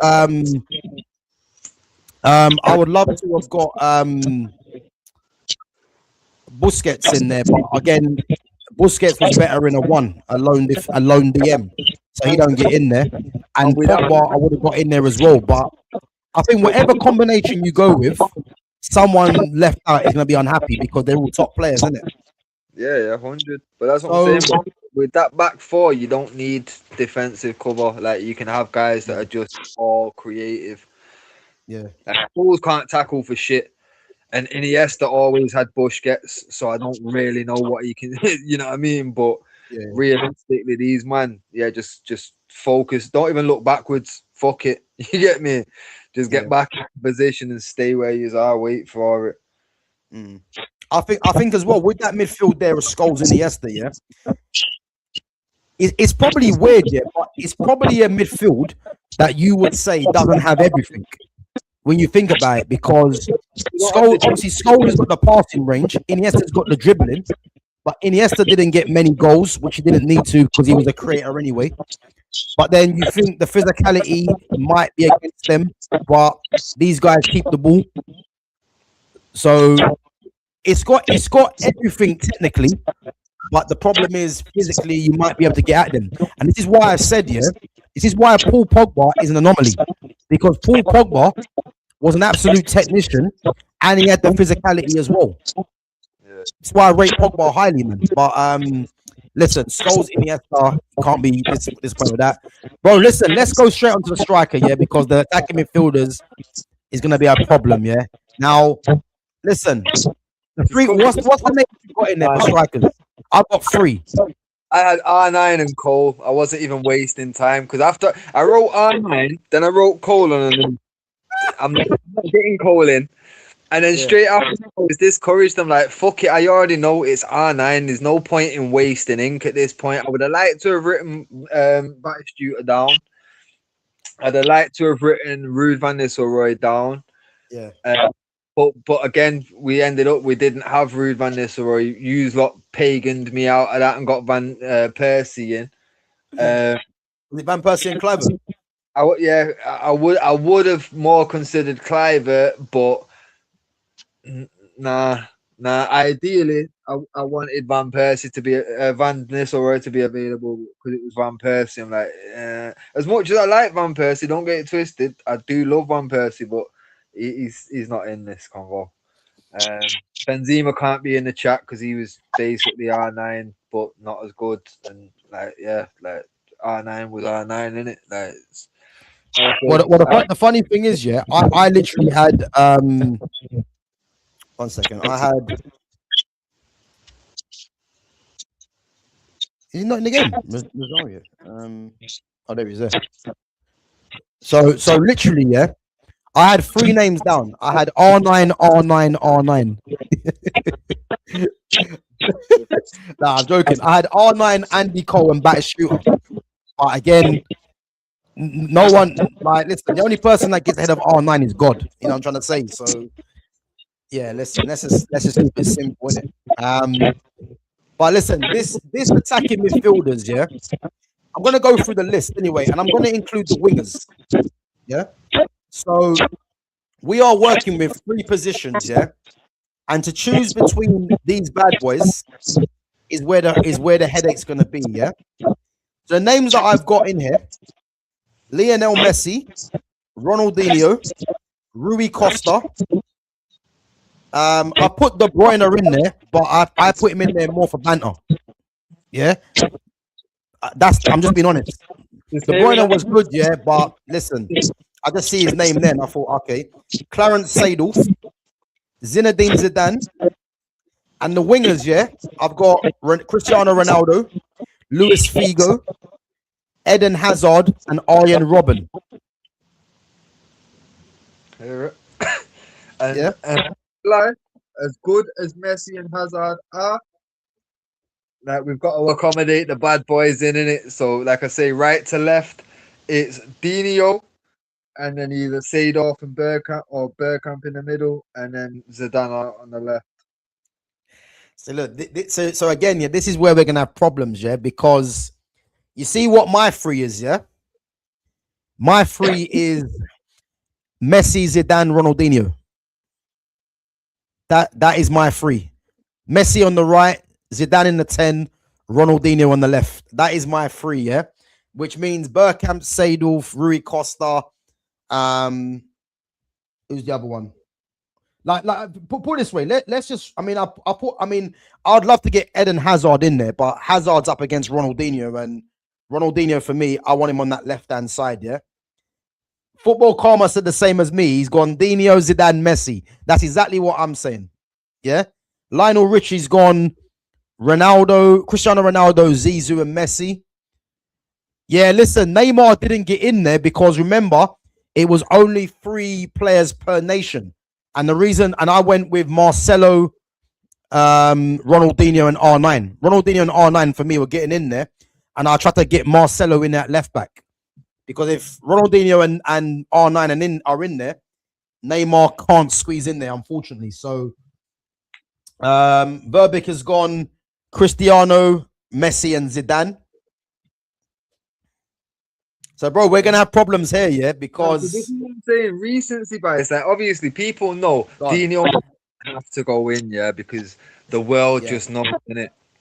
But like, fucking, when it comes down to it now, like, even like I'm hearing a lot where people are putting Zidane in there, and it's fucking Cristiano or Messi on the wings. It's like this is recency bias that's killing it, bro. Like I say, Clarence Seedorf, fucking absolute top player from the age of 70. He was. Yeah, Dennis Bergkamp. But bro, just quickly though, yeah.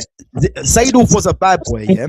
But the only reason I'm not saying Seedorf is because I'm pitching Seedorf because I want Zidane in the 10, yeah, and I'm pitching Seedorf against Zidane in the 10. That's the only reason. That's what I'm saying, no, bro. Like, obviously, you know, fucking just as well as I do, where Zidane played for Madrid when he was in the Galacticos. Bro, volume's low, can't you? Yo, yeah, man. I see, yes, but yeah. Yeah, fucking obviously, you know as well as I do where Zidane played in the Galacticos Madrid team. You know what I'm saying? So my thinking is, right, as long as man have played there effectively, we're good. Yeah. And like I say, Dino, that 2002 World Cup, he was coming on as a substitute for a lot of games. He was coming on right wing. That's what playing for PSG. That's where we was looking to sign him for. You know what I mean? Cause when that didn't go through and he went to Barca, we pivoted and signed Cristiano. Cristiano's first few seasons were on the right because we hadn't switched to the inverted shit yet because we were still working with. We got gigs on the left. You know what I'm saying? Like we didn't. So Dino was a right winger first. I understand it switched over to the left and Barca did that inverted thing and was one of the first to really do that inverted thing. But let's be clear, Dino was a world star at PSG. Made his name playing right wing in that world. So it's like he can definitely go there without a doubt. So for me, I'm like, right, Zidane and Dino have to get in this team. And for me, I had Dino down left first, and I did have Messi on the right. But then I was thinking about leave Seedorf out, and then I've got Bergkamp and Baggio also in the 10. I'm thinking, well, Baggio, Bergkamp, that's the closer one. Like they offer quite similar things. I'm going Bergkamp there.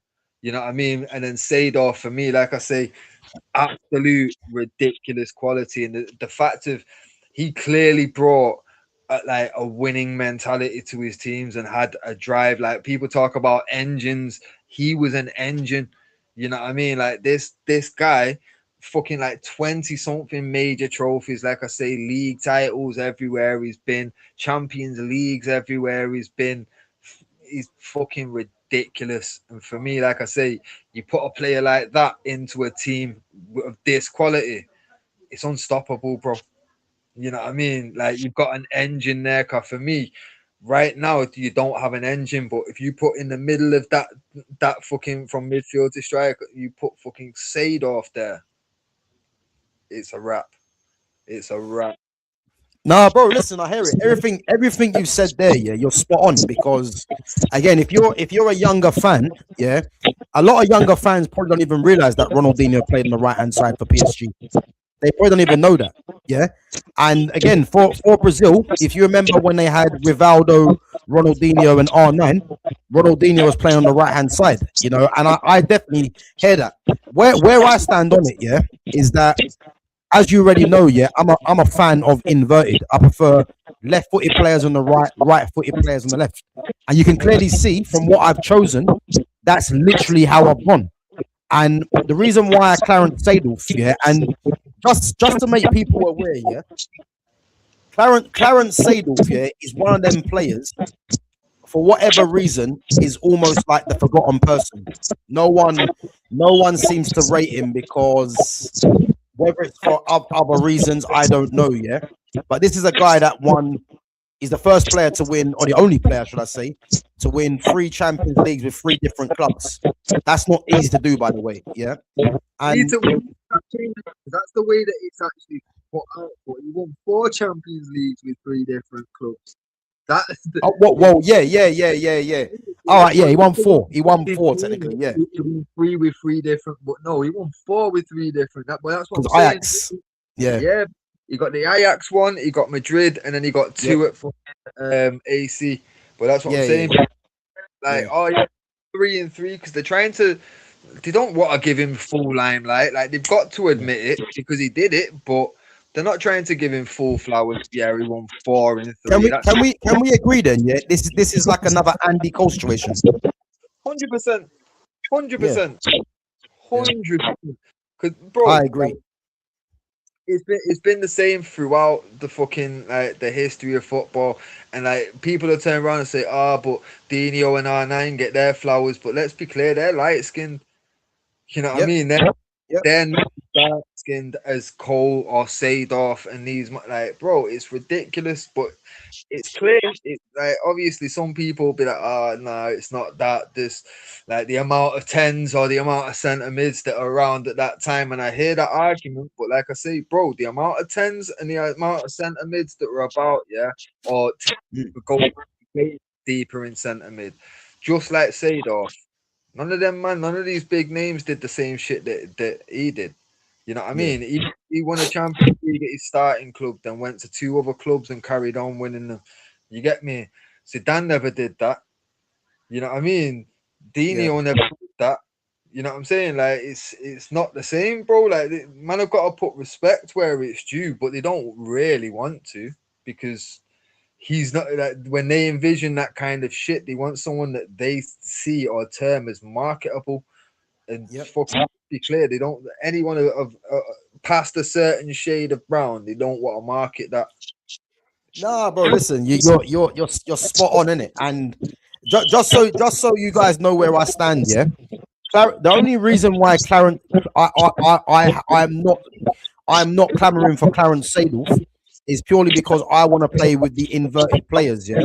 And if that means I play with the inverted players, the player that Seedorf is competing with is Zidane, and Zidane gets in for me. So that is the only reason. But just to reiterate what Fritz has said here, Clarence Seedorf is one of the best players, not of just his generation, but of any generation. But he doesn't get the credit he deserves. So I think just based on that, yeah, listen, because let's just narrow it down, innit? And Fitz, there's a question for you, innit? Fitz is not saying Messi. Fitz, who's the greatest of all time then? Of all time? That's what he's asking, yeah. Well, if you're going off what people have won and in what space of time, Marco van Basten. At the age of 28, 29, fucking how many 3 Ballon d'Ors? Fucking won everything with fucking Ajax and then everything with fucking AC Milan. Absolute beast. I say in a career that I think it was literally 9 or 10 years that he was pro. You know what I mean? Literally from the age of like 19 or 18 to the age of 28 or 29. That was the Mm, length career. And for someone to have won fucking 3 Ballon d'Ors, fucking everything like that, yeah, bro, it's got to be yeah. Marco Van Basten's the GOAT. But I like I hear it. said, And you know what's actually weird now, yeah? I can guarantee you this right now. No one in the chat would have expected you to say Van Basten. Because they're probably expecting you to say Maradona or Pele, yeah? And that's part of the problem. Like, I'm not, if someone asks me, yeah, who's the greatest of all time, I can't say Messi, I can't say Maradona or Pele because Maradona and Pele weren't in my time. I mean, I'm only going off clips. But what I've seen with my own eyes, this is why my three ever best players are Messi, R9, and Ronaldinho. Because they're the three players that I can look at and say, yeah, them three are unrivaled, yeah. And then you put Zidane in there because that World Cup where France played Brazil, Zidane showed who was the boss. And we all know if you haven't watched that game where Zidane's just flicking it over R9, that's head. I've never seen that been done before to top players. So again, this is how I kind of look at it. This is why I've got Messi, Zidane, and R9 and Ronaldinho all in my team. That's my basis of thinking. You know. But Football Karma has said, yeah, if we remove Messi, I think Seydorf gets in, but the problem will be there'll be 3 10s. bro, we've had teams with 5 10s. It doesn't matter in this. We know we're gonna make it work. Yeah, but again, Verbic's already said it. Yeah, Messi's a 10 anyway, so it doesn't really make a difference. Yeah. No, but that's what I'm saying. It's still either way. It's 3 10s because like you saying there, bro. Fucking Messi's a 10, Dino's a 10, but we're putting them out wide and They're all 10s, yeah. isn't it? But, so listen, let's narrow it down. Yeah? Let's narrow it down. So we're gonna be all in agreement, yeah, that there's no Robben, no Hazard, no Figo, and no Cristiano Ronaldo, yeah. So they all lose out. So we're looking at, and for argument's sake as well, Seydorf would get in, but I think we're gonna say we'll leave Seydorf out, innit? I'm not. Well. Are you fighting for Seydorf still? I say that, but I think I'm still gonna try. Like it depends on which way we're going here, innit? Like once we've got players, it's a headache, man. This is what I'm saying. If people are seeing, can we just agree though? Yeah, can we just agree? Yeah, we are working with Messi, Zidane, Ronaldinho, Seydorf, and Bergkamp. Yeah, that's it. Is that it? Bergkamp out. Oh, don't do this, man. This is what I'm saying. Because for me, in the 10, it's Bergkamp or Seydorf.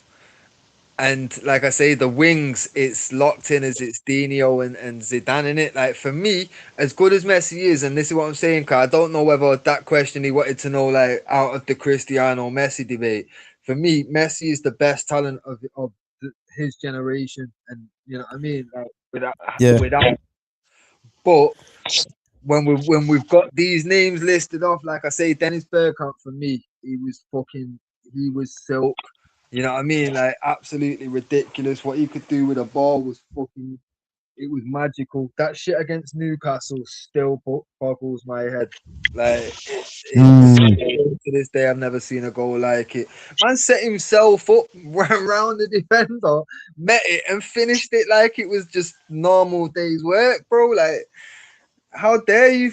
You know what I mean? But then obviously, like I said, you look at Seydorf, like he was the engine for fucking every team that he was in, and every team he was in was highly successful. So it's like, well, he's in with a shout 100%.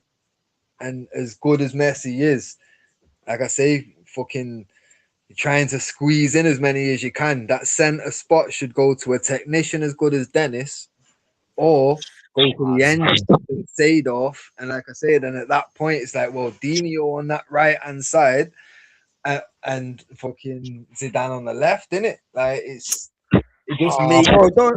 But the thing is, now we're adding Bergkamp. Yeah, it's getting silly now. Because listen, I got a headache, man. As Ithaca said, I've definitely got a headache, man. Because Zidane on the left. I don't even know, man.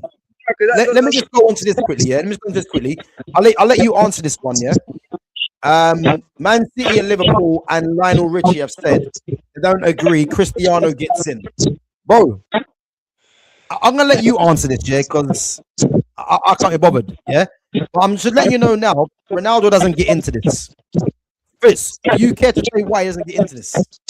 Well, I'll tell you straight. As I love Cristiano for what he did for United and what he did at United.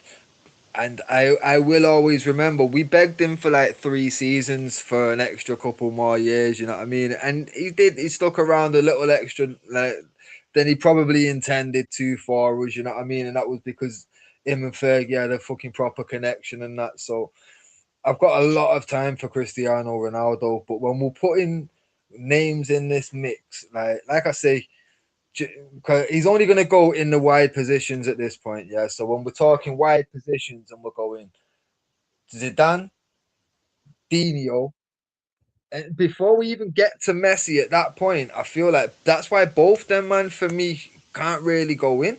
You know what I mean? And for me, I've just said it. Messi is the best player of his generation, and Cristiano's within that generation. You know what I Yep. mean? I've always fucking respected the fact that my man's worked his ass off and like done everything he can do to keep his name next to Messi's. As good as Messi is, he'll always be attached to Messi's legacy in it. It's Yep. like same way for Messi, he'll always be attached to the name Cristiano Ronaldo, which is a testament of how hard he worked and how good that he actually is. But you can't put him ahead of like a Ronaldinho or a Zidane. And I understand people will talk about numbers and all the rest of it, but like I say, what like early in his Real Madrid career, he decided he wanted to be their top goal scorer, and then he also realized that's a good 500 something goals. So with what I've already scored, because I've already had a pretty prolific time from the wing at United, why not go for the record? Why not go for 1,000? So he's early in his Real career, he put himself ahead of everything else because his GA is what mattered to him from there on. And obviously, yeah, he cares about winning and losing because every footballer should do. But he also, if them man win and he doesn't score, I've heard ex teammates, Evra and fucking Vidic and all that talking about it. My man at Juve used to be pissed off if they won and he didn't score. Why do you think that is? And that, for me, that's been my problem with Bruno all last season.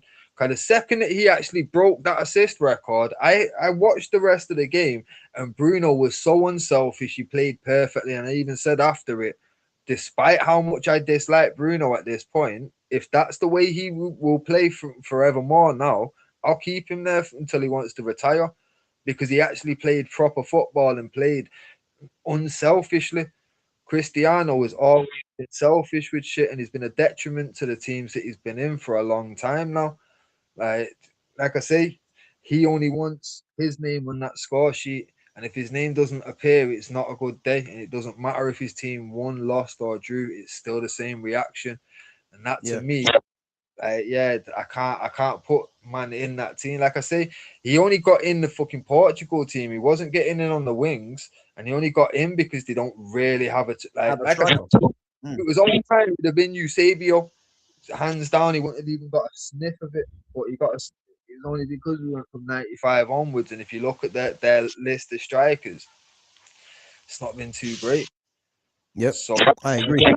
I think the best way to summarize that up here is that Ronaldo, as Fitz said, yeah, he only got into the Portugal thing for me because they haven't had any strikers really that are a standout. And Ronaldo, as we know, is not a striker. Yeah, for all of his goals, he's not a striker. So he got into the Portugal team, and again, he was always going to get in there, whether it's out wide, you know, whether he's on the right hand side, the left hand side, or as a striker. But when it comes to the all time, he's up against in the wide areas because there's no chance of him getting in there as a central striker. So he only gets into this team in the wide areas, but he's up against Messi, who's better, Ronaldinho, and Zidane. If he plays Zidane out there, and the facts are he's not better than any of them three. So he can't get in there just based off of that. This is why he misses out. And again, there's no Robin, there's no Hazard. Again, Neymar would have been in the reckoning, but obviously only 3 players. Obviously, no Rui Costa as well. Bad boy Rui Costa. So yeah, that is why Ronaldo doesn't get in there, because the wide areas he's literally competing against Messi and Ronaldinho. For me, in the wide areas, and he's not better than either one of them, so he doesn't get in. Yeah. So, but listen, let's narrow it down. Yeah, I know it's gonna be brutal because we got to try and get these players in. Yeah, let's start off as the central 10. So again, we're gonna go down to majority vote. Yeah, central 10. We're gonna go with Zidane, Bergkamp, or Seydorf. Chat, let us know. Zidane, Bergkamp, or Seydorf in the central 10. But Zidane can get in on the left, guys, so don't forget that neither. Zidane, Bergkamp, or Seydorf in the central 10. But Seydorf, fucking, like I say, the engine to then have Zidane and Dino on either side of him. Fucking Iniesta goes behind him, because then, man, like I say, Scholes was asthmatic, bro. You know what I mean? Having Seydorf in that middle there, I think that's gonna go a long way. Cause just having legs out on your wing, it's not the one, man. You're gonna want some legs in the center, because again, Seydorf can drop deep and fucking fill into it like a midfield 3 if he needs to. Yeah, you know what I mean. But if you go with Zidane there, for me, I know that games will have him down as you can put him centre mid, but he fucking couldn't. He had to be a fucking 10 or a left 10 basically. yeah. So. Well, the thing is, let's see what the chat's saying it, because chat, let us know, yeah. Zidane, Bergkamp, or Seydorf, yeah. Football Karma said Zidane. Let me just go through some of these questions quickly. So, who were the other number 6? Big up to Clement. So again, we went with the 4-2-3-1. For me, Busquets would have been in there all day long, but because Busquets was a lone 6, he technically misses out, you know. But the central midfielders that we were debating was Scholes, Iniesta, Pirlo, Pogba, and Juan Sebastian Veron. And those were the guys that were in question. So yeah, Scholes and Iniesta, they got in there. Guys, anyone else want to vote? Yeah, let us know. Zidane, Seydorf, or Dennis Bergkamp. Because I'm saying Zidane. Football Karma's going Zidane. I think Fitz wants Seydorf in there, or Bergkamp. Who do you want, Seydorf or Bergkamp in there? If I have to pick one, ideally it'd be Seydorf, because like I say, he'd be the engine, he'd be the legs, and obviously a bit more versatile, can drop deep. Obviously, fucking with Zidane out on the left and Dino on the right. Because for me, if Seydorf is that 10, there's no room to budge. Like, the other 2 have to be in this team, and that's where they have to go then, innit? I hear it. Well, let's see what I mean. Football Karma's saying Zidane. I'm saying Zidane. Fitz is going Seydorf. Chat, let us know. Verbic is saying. Verbic, are you saying Zidane? Yeah. Oh, what's he said? He said technically Zidane is the engine. I hear it, but like, but the thing is, we need to understand, yeah, because what are we deeming as the engine? Because for me, an engine is a player like a Declan Rice, someone that just gets around the pitch. That's what you call an engine. Zidane wasn't that kind of player. Zidane was a technician. So I disagree that Zidane's an engine. He's not. If you look at this midfield, if we put Zidane in there ain't no engine there. Scholes wasn't an engine. Iniesta wasn't an engine, and neither was Zidane. So that's what I'm saying. For me, like, obviously the way that you're saying it, like, are you saying engine's more like a player like Declan Rice? Like, bro, that might be the engine equivalent today, but back then, that's not what the engine was. You know what I mean? The engine, obviously, he did cover a lot of ground, fucking legs for days, stamina for days. But it's also about like fucking what else he brings to the team, innit? Like I say, his mentality, like anytime he was on a pitch, like his team looked confident. His team Yeah, looked, you know what I mean? Like I say, I seen a stat. I sent it to you in it about Kobe Manu, about yeah, yeah. fucking the one and game like with and without him. Something like 75% win rate with him in the team, and when he's not starting, it's like a fucking 35% win rate. But that's the kind of impact Sadorf would have, and that's what I'm saying. Like when Mm. you look at teams that, like I say, he's been to 3 different clubs and won 4 Champions League, and he was deemed the engine of those teams. It's like, and when engine meant like this guy is the worker, and he's also fucking highly technical and highly skilled, because it wasn't just a case of this guy's got lungs, so he's physical. It's like he had the full package. You had to have the full package to be an engine back in the day. It's like Sen, the type of engine Sen was. You Yeah, know yeah, what I mean, yeah. bro? Fucking ridiculous quality. He wasn't just like a Declan Rice type fucking player, bro.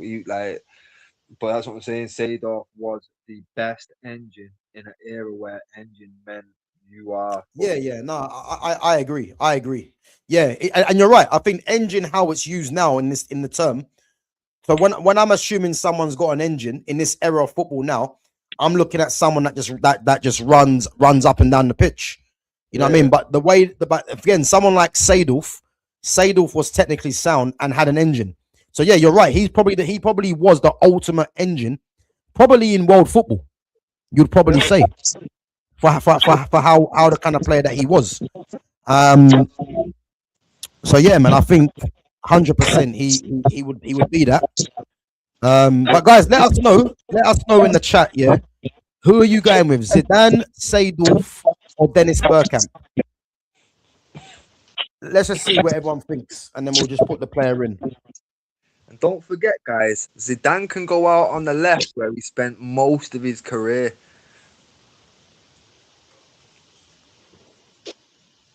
Guys, come on, make sure we're putting in the chat. Zidane, Seydorf, or Dennis Bergkamp. Mods, make sure you're voting as well. Let us know.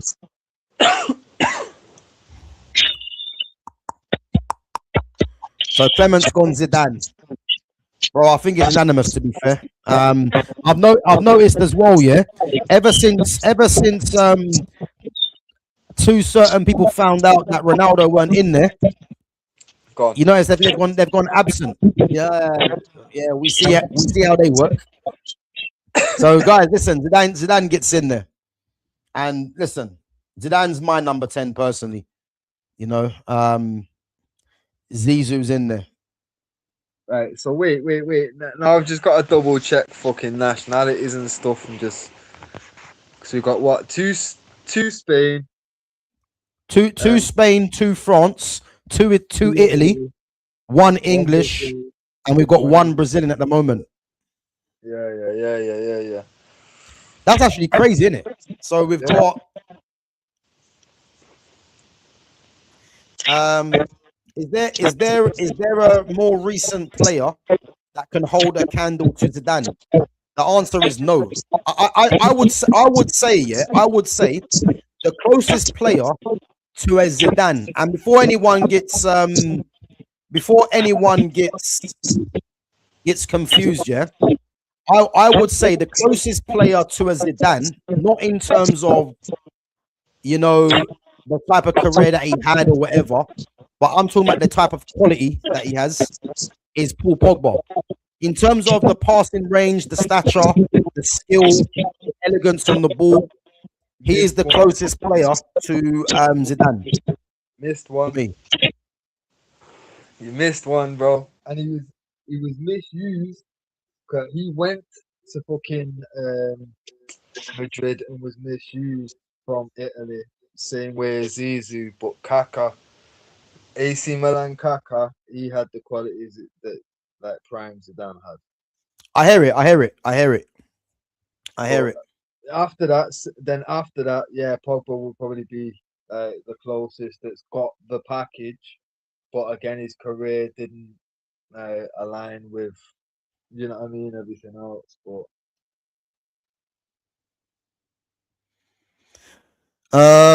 Why is Henri rated higher in the UK compared to France? Because this country Premier love League, pace. They love pace. That's why. That can be the only reason. Because Henri spent the majority of his time at Arsenal and he had pace. Because I'll give an example. Yeah, when Henri was, I know obviously Henri was on his way down when he left Arsenal going to Barcelona. Yeah, but that should be an eye opener as to how things are viewed elsewhere. Because as as good as Henri was in the Premier League, when he went to Barcelona, he was just seen as another player. But in England, he was seen as the player. yeah, And that will tell you all you need to know.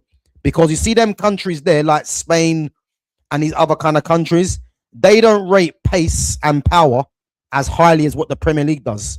And Henri's a prime example. And yes, he wasn't the same Henri that he was at Arsenal. But when he went to Barcelona, if you're looking at Messi, and Henri, I don't think there's anyone that can tell me any different. Yeah, Henri was looked at as the third player. He was, whether people like it or not. So yeah, listen, that will tell you everything. That's why. But he's rated in this country because, don't get me wrong, he had a very good career in England for Arsenal. But he was rated because he had pace that was never seen before, really. Now, if you look at the Premier League, all these players have pace because it's a very pace and power league. But he was playing in an era where the pace and power wasn't really about that.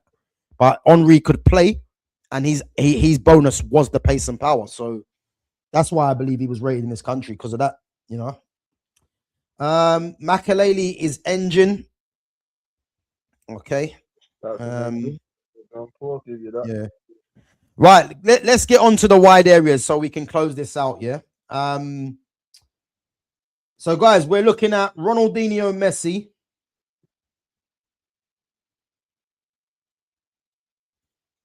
I know that's it, isn't You said, yeah, you fucked up all my choices now. it? Sorry, that was it, guys. My bad. It's Ronaldinho. Yeah, you ruined it. That's what I'm saying. We still, you ruined it. Oh, I didn't even know that. Mad anticlimactic, that one, wasn't it?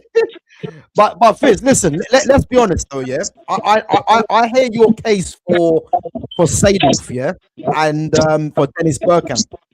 But I think personally, yeah, if we're just sticking to playing Zidane as a 10, Bergkamp and Seedorf are up against Zidane.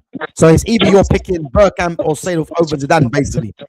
Yeah, but that's what I'm saying. For me, fully agree. If you're gonna play, if Zidane has to be in the 10, he's getting in the 10, then, isn't it? But for me, Yeah. like just the fact of knowing, right, can bang him on the left, get Dino out on the right, which leads with either the technical genius of Dennis Bergkamp or the Yeah. absolute fucking all-round technical fucking ability and engine of Seedorf, Yeah. bro, and knowing that the versatility that, okay, when times get fucking sticky, he can drop back into the middle of the fucking centre mids and do a bit of. He was all right defensively as well. Like I say, for a package player, he had a bit of everything, so he could get back and do a bit more defensive. Obviously, Yeah. out of him and Davids was deemed the more defensive-minded player in it. But Yeah. fucking Seedorf had it about him, and to be fair, he has more defensive nous about him than Scholes does for sure, and probably has more about him defensively than Iniesta. And that's the thing. If we'd have had a Seedorf there, for example, you can then alternate and have Seedorf switch out for either put Scholes in the 10 for a little bit, switch out, put Iniesta there. They can all rotate between the three then. Mm. You know what I mean? But obviously, I said I'd fucking show in it like this, the little corner there with Buffon at the top. That was my team. I had it fucking planned out. The two centre backs changed. Pirlo got took out. and then you fluffed me on the fucking wings and the 10. But in total, I got 1, 2, 3, 4, 5, 6, 7 out of 11. Yeah. I think to be honest, yeah, with this team that we've got in front of us there, I had the four attackers that I said. The midfield is difficult because I would have gone with any pairing of Pirlo, Scholes, Iniesta, Pogba. I would have gone with any pairing. Yeah. So if it's Scholes, Iniesta, I'm fine with that. Yap, Stam. I would have gone Marcelo, but again, it's Paolo Maldini. Taram or Philip Lahm. Yeah, I'm happy with Taram. Buffon, I think we both agreed on. And then Ramos or Thiago Silva.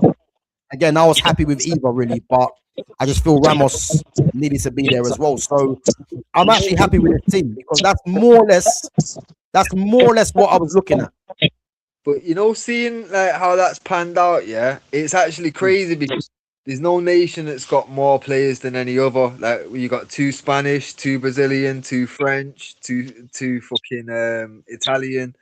Like Yeah, it's nicely balanced, but it's perfect. Yeah, you fucked up in the sense of you picking Marcelo over Alves because Marcelo was going up against Maldini, which was always going to be a fucking uphill battle. but Alves is going up against Taram, so he wouldn't have got in.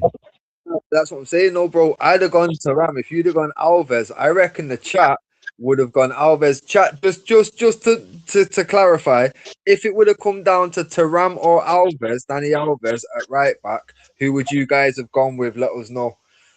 Yeah, but you know why I think you're saying that though? I think you're saying that because recency bias.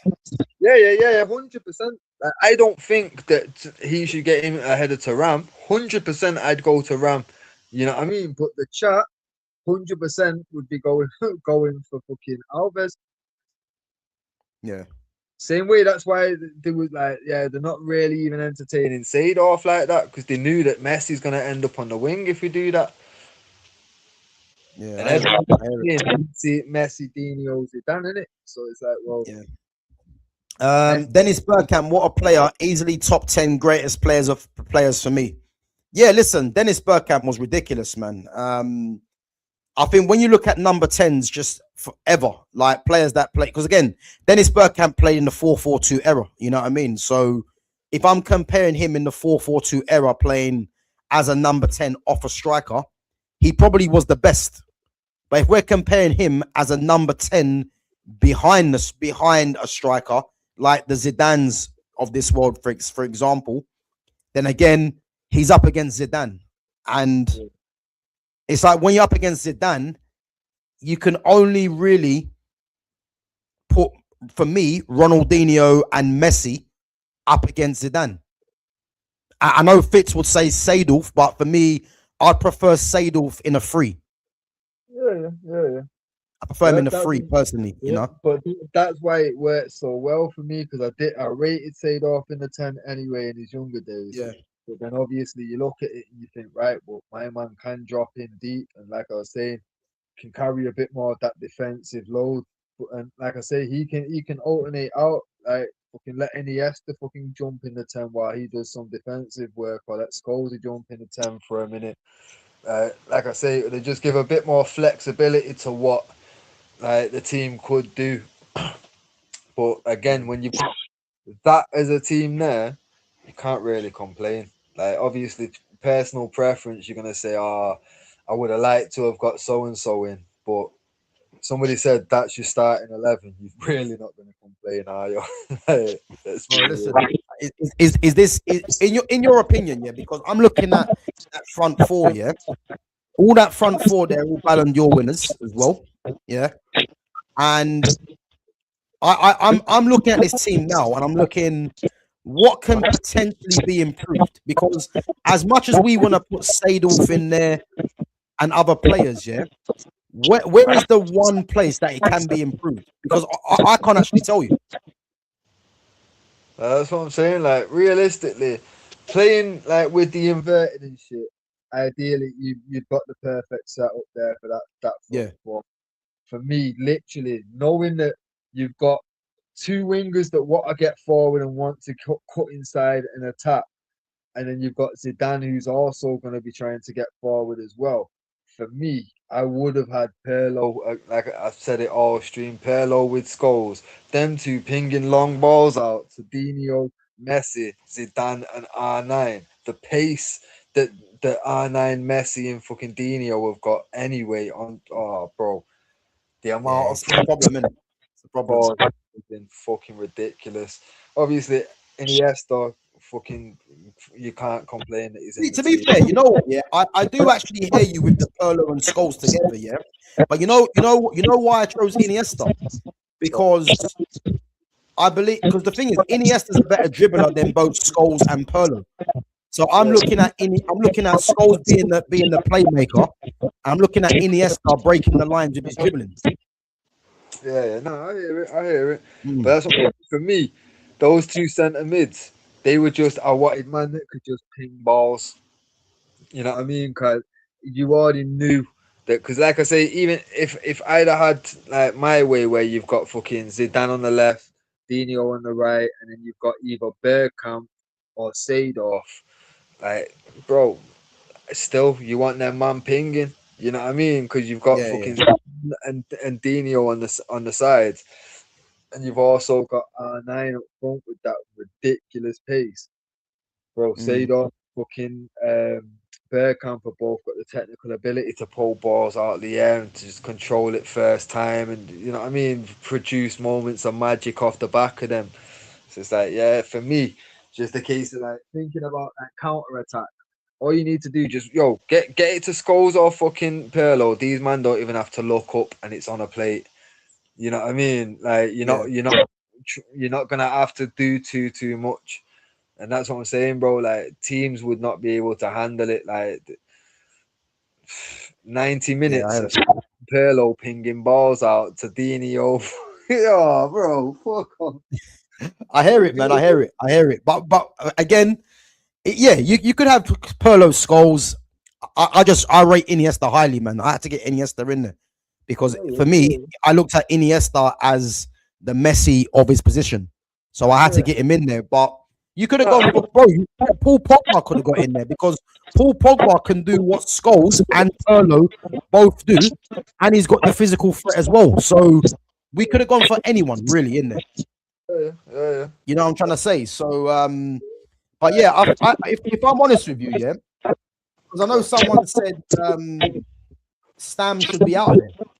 Nah, behave. And it's like, Verbic reckons Stam shouldn't be here, but it is what it is. It's not the worst decision.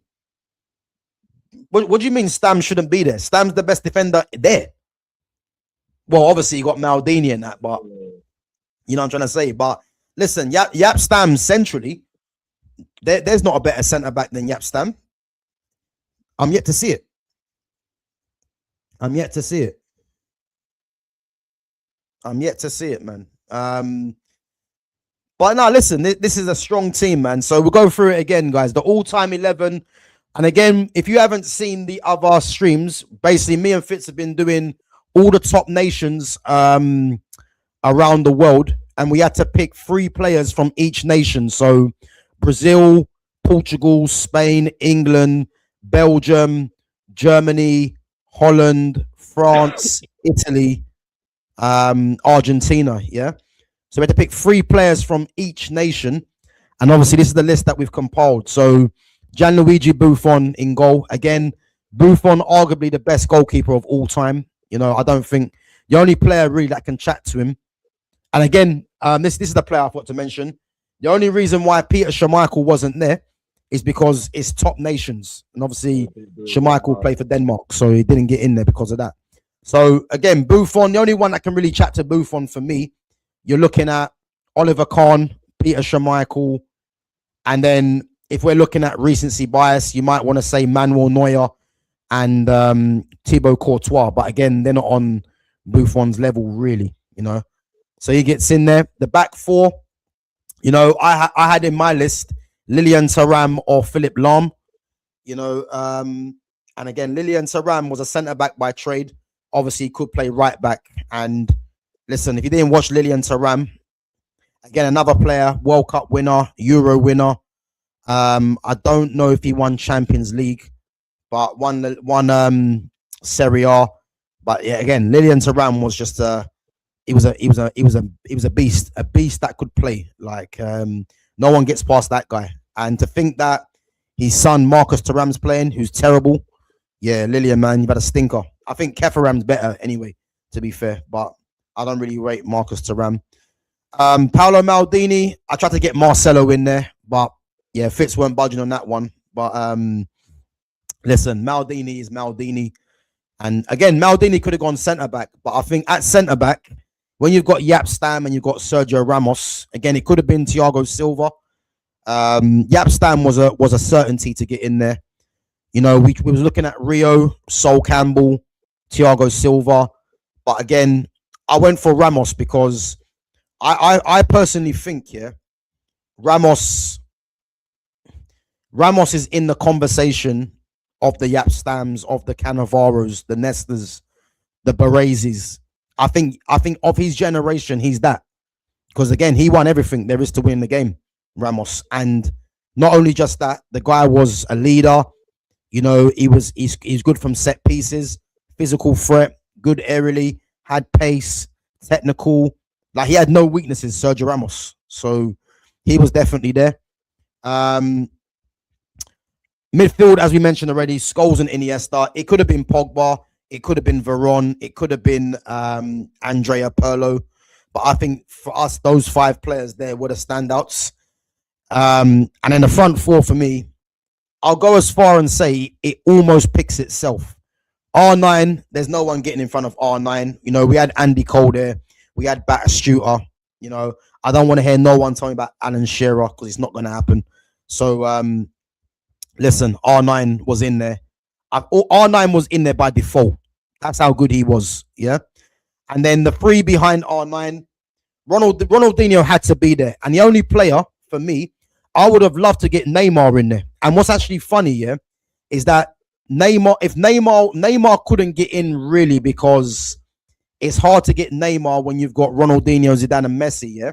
But Neymar would be the only player that's currently playing along with Messi that has a sniff of getting in this all-time 11. But because we could only pick 3 players from each nation, I picked Marcelo, Ronaldinho, and R9. And again, 2 of them got in. But Ronaldinho is Ronaldinho. You know, if you didn't know Ronaldinho, this guy was instrumental in the Scorpion adverts, you know, the cage battles. If you know, you know. So he was in there easily. You know, one of the greatest players that I've seen. Ballon d'Or winner. Zidane speaks for himself. You know, there's no point going to Zidane because, again, just like Ronaldinho, for me, they're the 2. When we're speaking about the last 30 to 40 years of football, those 2 for me, are the premier number 10s. You know, Bergkamp has a sniff in there as well, and other players, Seedorf, as Fitz mentioned. But I can't look past Zidane and Ronaldinho. And again, worthy mention to Rui Costa as well, because Rui Costa was a bad boy. And again, if you're not from the 90s, you know, I keep saying this, Fitz keeps saying this, yeah. If you're not from the 90s, go and watch Go Lazio. Go and watch Italian football because you'll see how good Rui Costa was. Because the fact that no one chats about Rui Costa, this might be crazy, by the way, but Rui Costa was on Zidane's level. Yeah. I think eventually Zidane surpassed him, but Rui Costa was that good, yeah. He was on the level of Zidane. He was, you know, and this is why when people ask me about the Bruno Fernandes and the Jude Bellinghams, you're not going to change my mind. It's never going to happen when I've seen Rui Costa, Deco, Paulo Futre, yeah, fucking Riquelme, Aymar. It's bro, the list is endless. There's too many number 10s for me to be talking about them kind of players. It's impossible, yeah. And then obviously Messi, you know, I think people are looking at Messi or Ronaldo like it's not a conversation for me. Messi's there all day long, man. And as I said, man, like this team that we've done, man, is a strong team, a proper strong team. So yeah. So you happy with that team? Yeah, like I say, first conference that I've 1 or 2 different. Well, to be fair, if I'm really being picky. It's literally it'd be the Messi change and the Iniesta change, which is crazy to think that it's the two Barcelona players from that era. But yeah, fucking it literally be just for that tactical reason of just Pirlo next to Scholes, then man just long balls. Zidane Yeah, left, Dino right with fucking Seedorf able to flick back into like defending midfield for them basically in it and be them extra legs in midfield. But yeah, that's literally personal preference, but it's one yeah, of them. Can't really knock this team because again, now with Messi on the right and Dino on the left, you've got the added factor of the inverted. These men are cutting inside and adding that extra threat as well. yeah, It's ridiculous. It's a ridiculous team. yeah. But I hear like, it. it I hear it. goes in saying really, this is the best team that we've put together so far, isn't it? Yeah, yeah. It's the most it's the most complete team. As I said, me personally, I prefer left-footed centre backs on the left side. But again, there was no one unless you're going to put Maldini there and put Marcelo left back. But that means leaving out Ramos or Stam in it, really. So um, it is what it is. But yeah, the midfield could have been any combination. But it just shows you how strong of an era football was back then. You know what I'm trying to say? Um, so yeah, man, it is what it is. But guys, listen, we're gonna have to wrap it up anyway. But yeah, big ups to everyone coming through and supporting the channel. Let me just go through this comment quickly. I watched the match of Rui Costa, Milan versus Galacticos. Rui Costa was a standout player. Every touch was magic. Listen, football karma, man. Rui Costa was an absolute bad boy. But I put Rui Costa in the same camp as Seedorf, as Andy Cole. These guys never got given the flowers that they deserve. Obviously, Andy Cole and Clarence Seedorf one was different for reasons that we know why. And Rui Costa's one was, I think Rui Costa's one was because of probably Figo and obviously Ronaldo coming in as well. So if anyone watched Rui Costa, man, you know how good he was anyway. Because that Fiorentina with Batistuta, Chiesa, listen, they were a problem. So as I said, man, if anyone hasn't watched Goal Lazio back in the 90s, just go and watch some clips, man. You'll see how good he was, man. You know what I mean? So so yeah, Verbic says thoughts on Lee Kangin joining Atletico Madrid. Yeah, I spoke about this earlier. Lee Kangin's a very good player, man. I would have liked Lee Kangin to join Man United, but United were never really seriously in for him. And again, I think with Lee Kangin, he's very similar to an Amad Diallo in terms of left-footed, playing as a number 10 or playing on the right-hand side. So yeah, it was never really going to happen. But him joining Atletico for 34 million is an absolute steal, really. Because he's a very good player, man. And again, PSG are going to replace him. But yeah, man, he's a top player, man, to be fair. So is what it is. But listen, we're going to wrap it up, guys. But make sure you smash that like button on your way out if you've enjoyed the content today. Make sure you sub to the channel as well if you're new in here.